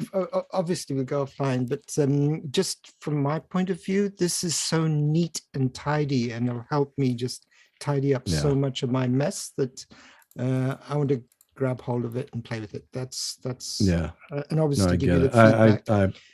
I appreciate that. I mean, I'll tell you, I didn't start creating graphics for Stream Decks until about 2 months ago, after 2.5 years or 3 using them. And it literally changed my whole thought. Like, what, it takes a long time. It really takes a long time to, like, not only design them, but then to apply them all to every single freaking button. I mean, I've got like 20 pages, of 32 buttons and so forth. So it's just, part of it's monotonous. The actions can be challenging, but it, it's one of those things. And for every, like GP01 there with the hand up, that's a separate graphic than the hand down. And so those are two different graphics because the Stream Deck button only supports one image at a time. It won't overlay a transparent image on top of the existing image. And so you have to create like two of everything as far as hands up, hands down. So, just things, but it's polished. I appreciate that feedback because that was really what I was going for, is if I make it look like what everybody else could create, if they just took the time to learn to do it, there's not as much value there. And so I think, and the other thing is it's Zoom and it's ZoomOSC. And that was the thing I didn't understand about OSC when I, like when we all first got introduced to it, is what it's become this thing that you can build it and plug it in to any computer with Companion and join any meeting, and those pages will do for that meeting exactly what it did for the previous 100 meetings individually, right? I mean, people just populate. I mean, it's phenomenal. I mean, it's truly amazing as a result. So I really enjoy it. All right. So yeah, let's go offline and I'll catch you after you're freshly rested. So feel free. I mean, if weekends work for you, I'm fine with that. My wife works on the weekends, but otherwise we can connect and work something out for sure. We'll do it next week. We're going to rest now for Easter. So you guys good. have a good Easter All break right. and we'll see you next week. Bye-bye. Yeah, sounds good. Alan, looks like you're next, and then John. Yep, just quickly, the release candidate for Companion 3, that's expected in the next week or so? Or? Yeah, I would say, the feel I get from what I hear is like 7 to 14 days or so. We should have Andy dropped a date, right? As far as, hey, on Discord, some Discord channels I was included that, hey, if you have any bugs or new feature requests, get them in now. The 13th, I think he said the 13th. Was it the 13th? I have NAB. They're not going to try to process and develop anything else after that. And well, they will, not but anything it'll go forever. into 3.1. It's just it'll there has to, it'll go into a 3.1 release. Yeah. Right now, I mean, gosh, for the last several weeks, I've been downloading a new Companion beta build almost every single day. There's some kind of a push from one of the developers, module or Companion, and it's been it's been most of the time really cool. Sometimes a little frustrating because things do break in betas, but not very often. So yeah. Hey, John. I just say I think this is great, and when you need some trainings, let me know because I would get the parks to get this for their projects. So I've got some 23 people doing Zoom meetings, and they need the simple vanilla version. Yeah. And we could customize it more, but I think you have the potential here of becoming the like the Fenwick framer. This could be the basic tool. I think it's a timing issue. I think it's a good timing issue right now because 3.0's just formally releasing, and ZoomOSC, and ISO have stepped up their game and so forth. So yeah, let's let's definitely connect because you work with these guys all the time, right? And help me understand what to develop that'll. Yeah, didn't you do a training with the parks last year or 2 years ago? Yeah, it's probably a year and a half, almost 2. Yeah. So they're having another meeting coming up after NAB, and it might even be worth just bringing you in to that. Okay. Yeah. Just to show it off. Yeah. Now, is it all virtual or hybrid? No, this one is going to be hybrid. There'll be 20 people, 22 people in the in the at the parks training facility, then Okay. I'm not sure how many would be remote. Yeah. Yeah. Let me know whether, if it makes more sense for me to come out there and, present. Well, you're always welcome to come stay at Iddleson Ranch, but I think the main thing is that if you have this ready by then, depending on what the pricing is, they may be able to have a purchase order, and then you could sort of talk about, we could Sure. introduce, this is, everyone's going to get a chance to get this tool to use for your electronic field trips. And Yeah. we're going to demo it, not with just anybody, but the person who created it. Yeah. Well, and I mean, I don't know how like granularly familiar you are with like their workflow, when they're out there doing these things, but if I'm just thinking about those, because it's for the parks and this is how they work, they could really value these 3 automated buttons that do this because they're At a them. I'm certain not point, sure. we would do that, but right now, just the generic stuff of getting Yeah. into meeting out of what you're doing is you've done a lot of meetings and you figured out how does that flow work. I'm Yeah. sure I could customize this, to having the logo of the park go up and all those sorts of Oh, things. sure. But you have to get them even interested in doing that, Gotta get them excited. That's and to get that's the them thing. to go from, you need to buy OSC, then you have to get companion, then you have to start building it. That's a very big mountain to climb. If they can Yep. say, we install these things and this works, and as they're using it, they'll come up and say, wouldn't it be great if this Yeah. button did this? Yeah. That's your follow-on service. But Yeah, anyway, that's the I'm thing. excited, Jeff. Back in my sales engineering days in tech, I always said, hey, my main objective at these meetings is to either hear them say it or feel like they wanted to. And that is, I want some of that, and that's all you need. It doesn't matter all the complications that may come with it. It just you got to get them to want it bad enough first, because then they're willing to go through the few steps it takes to get it all launched. So yeah, I appreciate that reminder. Well, very good. I will, this a main point on panel, that, I have one of the- one button to change and I'm done with that one pager. One challenge, and I'll tell you, because this may hit you when you try to sell to a company, for us to be able to install the Zoom ISO and companion on the machines that are state park machines, they can't install it themselves. It's going to have to go Yeah. through the system. So Has to be deployed. Yeah. those are sort of the challenges that we'll have. But, Yeah. but that should be easy to overcome. So I'm again, Okay. excited I tuned in today. The other thing I thought about out loud with Andy a few weeks back was trying to create some kind of a model where they could just go download and install companion satellite, and they could just plug in a Stream Deck if they wanted it externally represented, and the satellite would come to my hosted version of this. But my hosted version of this would then have to join the meeting that they're executing as well. They wouldn't have to install all the OSC, or they'd have to install companion satellite, which is literally just a thin client that references all my work here. It's literally just remote controlling my work here, and they don't have to have companion, they don't have to have OSC. I mean, it all executes from here.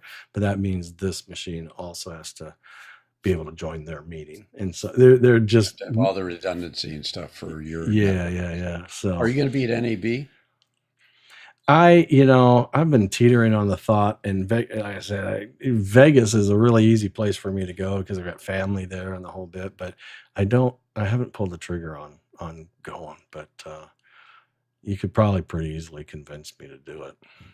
Well, Alex and Andy will be presenting on Monday afternoon together. So So I kind of, in my mind said, I wonder if John was behind that panel, because it's all those folks all together. Is like, that's cool. I've worked with Robin for a number of years. I did panels with her at CES for 5 years. So when NAB hired her to start this new creator track, she gave me a call. So yeah, I had my fingers stirring the pot. Yeah, yeah, that's great. And yeah, I should give you a call. I'll give me a good time. I'll Discord you and find out when's a good time to chat about, kind of if you've spent time there, kind of what the best days are, and see if I can maybe make some plans. It'd be great networking for sure. So, well, very good. Well, thanks for your feedback, John. I appreciate all that. Be good to see you without a toothache. Yeah, yeah. Mike, got your hand up. Yes, sir. I just wanted to find out if the consumer version, as you're calling it, will be for the free ISO or for the free OSC, ZoomOSC, or is that going to be for the bot? Yeah, no, I there's enough functionality in it that anything that's multi, right, is got to be the paid for OSC. And so if I get back to this here, I'm just wondering if this will when you do a multi-select and spotlight, you're only going to get the first spotlight if you're on the free version. The free version can only do that. I'm just wondering if you took that in consideration when you're having the different. I did not try to limit myself to the free version. I didn't even want to spend the time, because I've always considered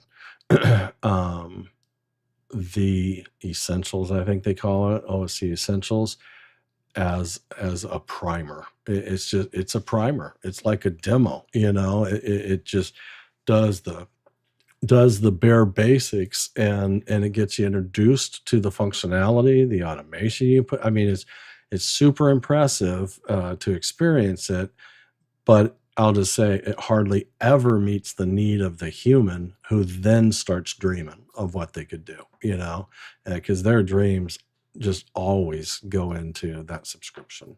And so there's no need for ISO, right? I mean, that's not the audience, that's not this panel. And so the subscription, I think that's 45 versus the OSC subscription is 19, I believe. So, pretty affordable at that, especially, if you do enough meetings and appreciate the functionality. But yeah, it's not. I guess I could go, maybe say, hey, that button's not going to work. That button, like I could go red X some of these buttons and let people know which ones wouldn't work. But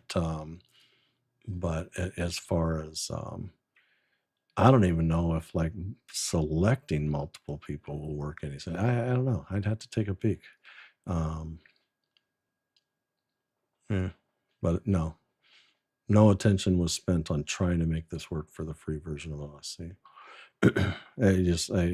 I've never met anybody, using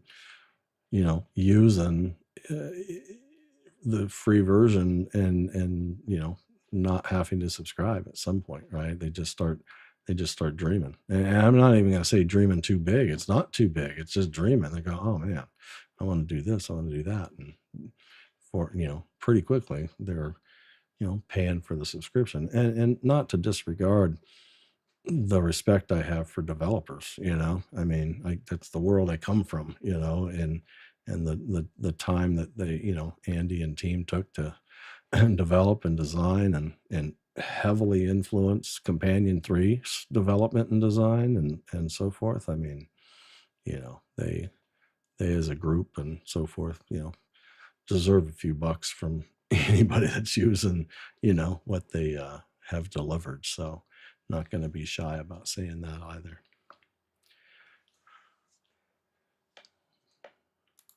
All right. Is it time to put a tail on this meeting? I think so. 6 o'clock. Holy smokes. 6 o'clock Central. Oh, Bobby.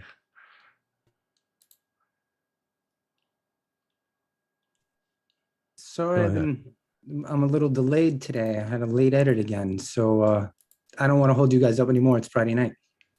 I'm curious, is there a paid version of Companion coming out or something that I might have missed? Or is there a Nope. pro level something? Or is it, because I have Nope. a ZoomISO Pro I subscribe to, so I'm just wondering if I'm missing. Nothing changing on Companion as far as pricing. It's free.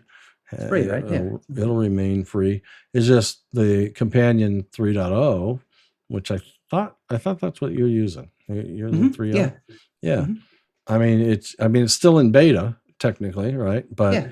but here in the next several days, or let's just say a week or two at the most, it will get to a release candidate, and so it'll be much more formalized, and daily changes and pushes of new code are going to cease until a controlled 3.1 version and so forth. So cool. that's all. So yeah, nothing's changing in your world. You've been working on it already, and you A and I lot, will yeah. both download their release candidate, and it will sit stable the way it gets released, unless it's a major bug. Oh, and I see. I see. So, forth. so 2 is going to be the old one, and 3 is going to be the stable. 242 is 242. It will always remain what it is, and they won't write any new features to it. And 3.0's release candidate, and then the next iteration will be 3.1. So, and that'll be quite controlled, right? So cool. Unless there's always the opportunity in Companion to download their Every day developmental versions, or I mean, there's always that working mode if you so dare to go do a job on a No, I wouldn't. beta version of anything. So there will be a beta 3.1, right, eventually, and as they build that up, they make they give access to that, but there will soon here be a stable build for everybody. One last question, I'll let you all go. But hi to the other guys here, Mike, and I'm sorry, Alan. How you doing? I've seen you guys. I talked to Mike before, but one last question, guys. My auto selected, if my clear selected button on Companion, it doesn't matter if the mics change, it auto selects that user. Yeah. So I don't know if that's still something that they knew, or. Well, they know, because I put in a formal ticket on it. I mean, I'm not up for a job this week. I'm still building it out. So, yeah. So issues here. So if there's a ticket, they'll get to it. It's pretty close.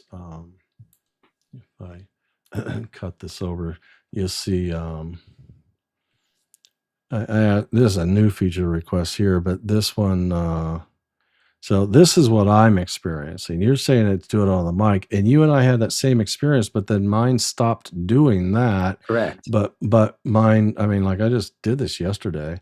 I submitted this yesterday and confirmed it, and it is so just the example I'd lay out. Hey, let's say we're looking at gallery position 1. The feedbacks that are configured are camera off turns the background pink, hand raised turns it, or applies a PNG hand, and then selected turns the background yellow. It says each feedback works independently as designed, but when they're all enabled, when I have a machine raise its hand, it automatically selects. So I'm going to, let me change my view here as well. I'm going to share this with you guys and see, confirm that we can. Thanks for taking the late question. So I'm going to unselect Bobby. So you're not currently selected in Companion, but lower your hand. Now raise your hand.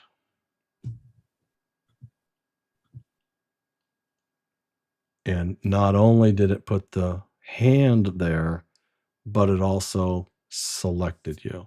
That's the indication of the pink background. So that's selected, that's unselected. These are selected, right? But it's auto selecting you. Yeah. that's being triggered, it's not just changing the color, it's literally doing the selection process. And the way confirm Yeah, they that don't is you trigger me go, up. you look at the variables of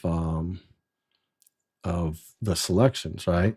So so here's the selected callers group. Now raise your hand, but we're going to confirm that you actually turn into one of the selected callers when you raise your hand. So I should lower it? Yeah, lower it and raise it. There you go. So that variable literally holds the list of who is selected, as if I pushed the button and selected them. But so I got it all confirmed. I got the ticket in there. Cool.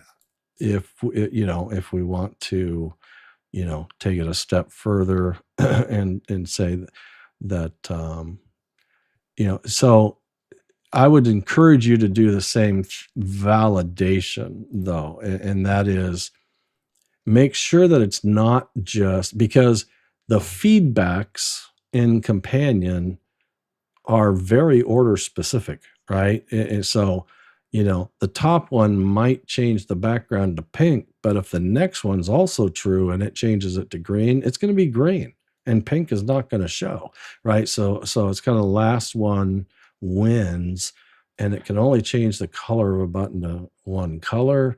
It can only apply a single graphic. And if you have, 4 or 5 feedbacks, you can't see them all at the same time. It's just not possible. And so order is critical. And so make sure that what you're experiencing is in fact a selection that then is changing. And the way to really validate that is to go to the variables, the selected callers variable, and see if in fact the person who's talking, who's changing to yellow, which you think is selected, that's only, that's one of those things where I can say, gotcha. I made you think I was selected because I changed it to yellow, but it's really not selected. It's only yellow, And so go make sure that the selected variable is literally putting me in there because my mic is active. You know what I'm saying? And I see the list of variables. It's on the bottom. It's towards the bottom. It's called selected callers. I see selected number of callers, selected callers groups. It's the one above. It should, in my list, it's the one above selected number of callers. It says selected callers / groups. That's correct. Yeah, that's the one that holds the list of people who you've literally selected via OSC. Yeah, it actually nothing select now. It has my name. Yeah. But did you select it, or did it put you there because you talked? Because I talked when I spoke. So I'll clear it again, and then I think it might go back eventually. Or if you start speaking, it'll probably flip back to you. Or anybody else. Check 1, 2. Am I getting added? Now, yep, one selected. And it has, and it's me. Now it's saying me, nothing selected. Now it's me. So you're in single select mode as well, because it's only storing a single name at a time instead of multiples, which means you're in single select versus multi-select. Correct. Which is fine. It's still putting it in as selected based on microphone activity. Versus a physical selection choice. So yeah, the name will change. Yeah, on the okay. All right. Well, I would rather teach you how to support the process than do it for you, because I could put the ticket in, but I would say go to GitHub. Find I could do it. Yeah, I like learning it. Bring up the screen for you here. So that's GitHub, right? I'm in go GitHub. to github.com. Here's the name of the module, companion-module Zoom-OSC-ISO. That's the module name. I mean, I can put this in chat. That would be cool. Yeah. I'll get the exact link. I'll work on it for the rest of the night. So that's that. that Yeah, gets to the Bobby. main. So when you get to this main page, click on issues. That's where the open tickets are. Click on new issue. I mean, you have to create an account too, but Yeah. once you Yeah, I do was going to that, you'll suggest that, Bobby. Create an account so that it knows about you on GitHub, and then you'll be able to submit the ticket. Oh, Very okay. easy. Yeah, I do actually have a Okay. the Yeah. Bitfocus companion. What was that? The module OSC. it's in the chat now. Thank you, sir. Appreciate it. So yeah, do that, and yeah, definitely do the account, because when they comment on it or they close it or whatnot, you'll get notified about it because you were the one who Oh submitted the ticket yeah. as well. So There was a gentleman who emailed me that he made an update like 2 weeks ago. Okay. yeah, there you Yeah, go. yeah, they're So really you've been nice there. about it. So Yeah, yeah, yeah. so yeah, that'll help the system overall, and this same place you can, if you have a question about the module, if you want to put in a request for a new feature versus what you'd consider a bug, this is where it all Cool. all Oh, there's your begins. question. Yeah. When hand raised, it occurs, it triggers. Yeah. Okay. So yeah, I mean, it'll eventually get Yeah, synced. I mean, I put that one in. I don't think I've gotten any response on They the opened it yesterday. audio one. Selected feedback. Bobby, Yeah, it's not triggered by a active bad mic. thing to reply back to Jeff's that you're having the same issue as well. The more feedback Oh, I see. Yeah. you guys get, the more that Yeah. it'll start escalating up the list on their to-dos. Yeah.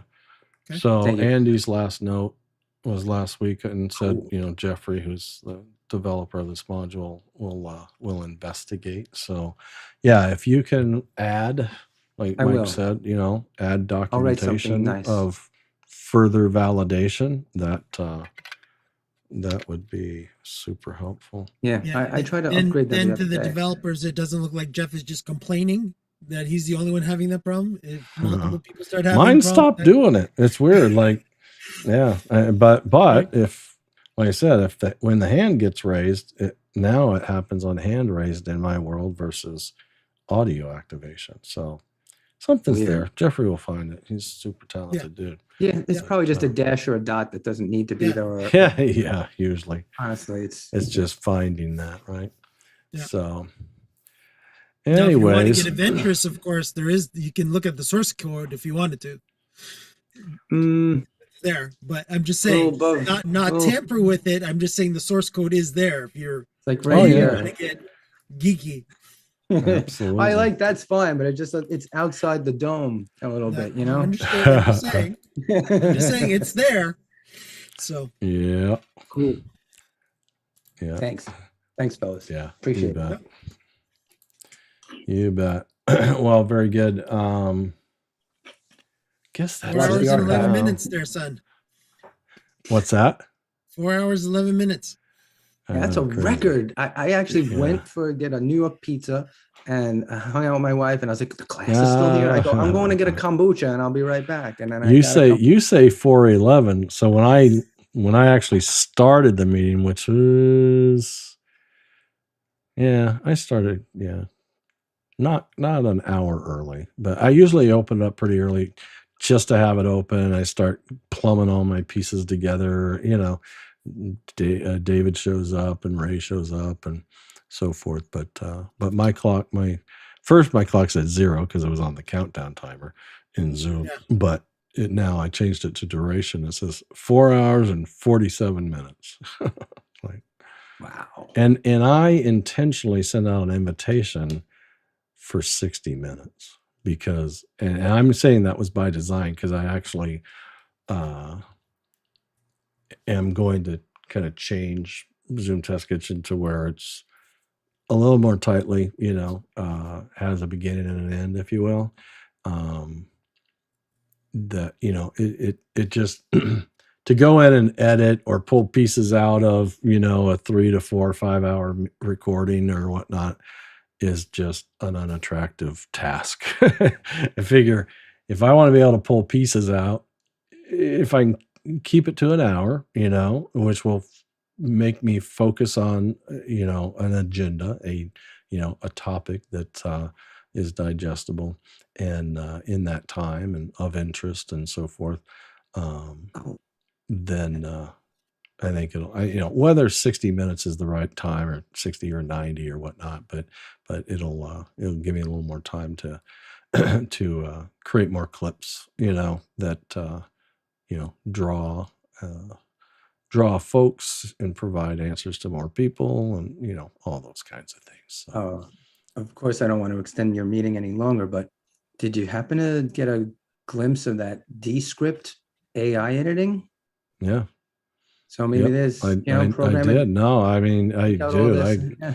I stay tuned because everybody was totally having that totally relating it to what I Yeah, I'm what- tasked with at times, and I'm like, wow, now that would be pretty cool. Here's the thing. It's like, well, you still have, let's say, 3-4 hours to go. How do you go find it? Well, I'll do a word search, I'll just go search for companion, or just search for that word that just jumps you right to at least a moment when it was talked about. Maybe there's more than one, but I think just kind of find, you don't have to turn it on and put it on, play it back in 2x or whatnot. You can just start with a search for a phrase or a word or whatnot. I think that is what I see as some of the biggest benefit. And then just, being able to wipe out the beginning, wipe out the end, and all that. It was pretty impressive. Very, very, very kind of different approach. And it doesn't have all the finishing pieces that, some people are after or need to, produce, but if you can bulk out a whole lot of work in a fraction of the time and then get to the finished stage sooner, I mean, that's great stuff. So I tried. I put one of I do a lot. Most of the stuff I do is science journal video Zooms for an hour, and we make them to 1 hour episodes. And I put one of the episodes in there, and I was like, delete ums. Yeah. Gone. Yeah. That's cool. And it literally says in the text. So does it just, does it on an is it clipping the or is it removing all the gain from the but maintaining the background noise? It was clipping that part or highlighting it. I don't exactly remember, but it was just taking them all out, and it was on the timeline. You know what I mean? Yeah. And then I had to get back to really editing in, so I couldn't finish. But I have the demo, and when I have time over the weekend, I want to see if I can do something like that. Because if I could literally, I think it can, because I remember him saying that they end up they create a sample of the room tone, and so I would imagine they insert this room tone and remove the by gain or clip, or maybe they clip it and replace the clipped amount with room tone replacement. I don't know, but I'll know more. It seemed pretty powerful. So it's because the only people who are going to be working in 3 years are the ones who know how to use AI prompts, it seems. And that's only within the last week that everybody's talking about that stuff. It's the hottest thing on Twitter. I swear, it's weird. Oh yeah, without a doubt. Yeah, that's the thing. AI has been, it's been, the tech world's overused, overabused, set of two letters for a long time. But now in these last, several months, it's gotten very real, very believable, going, okay, yes, this is something tangible, that now we can actually accept. There's still vendors kind of, with AI, this AI. No. That's the same old crap. But, when you got Chat GPT and Midjourney and others, Google and Microsoft and others that are really, cranking out some pretty big efforts, that it's pretty amazing. So, well, very good. I'll get Chat GPT to write me a new version of Companion, right? Yeah. And actually somebody did that. They made an app and it was able to post to GitHub. So It's Nice. coming. It's happening as we speak. Oh yeah. Anyway, Yeah. all right. I'm going absolutely. to talk to you guys nerdy all night because I got to make up for 3 hours of missing your class, which Yeah. I promise there I you try go. not to do. So Good stuff. All right. Well, stuff. good seeing you. Good connecting with all of you guys. Happy Have holiday. a very enjoyable weekend, and you'll be hearing and seeing stuff from me before next Friday, I'm sure. But if nothing else, we'll see you next week. And thanks as always. Thank you so much.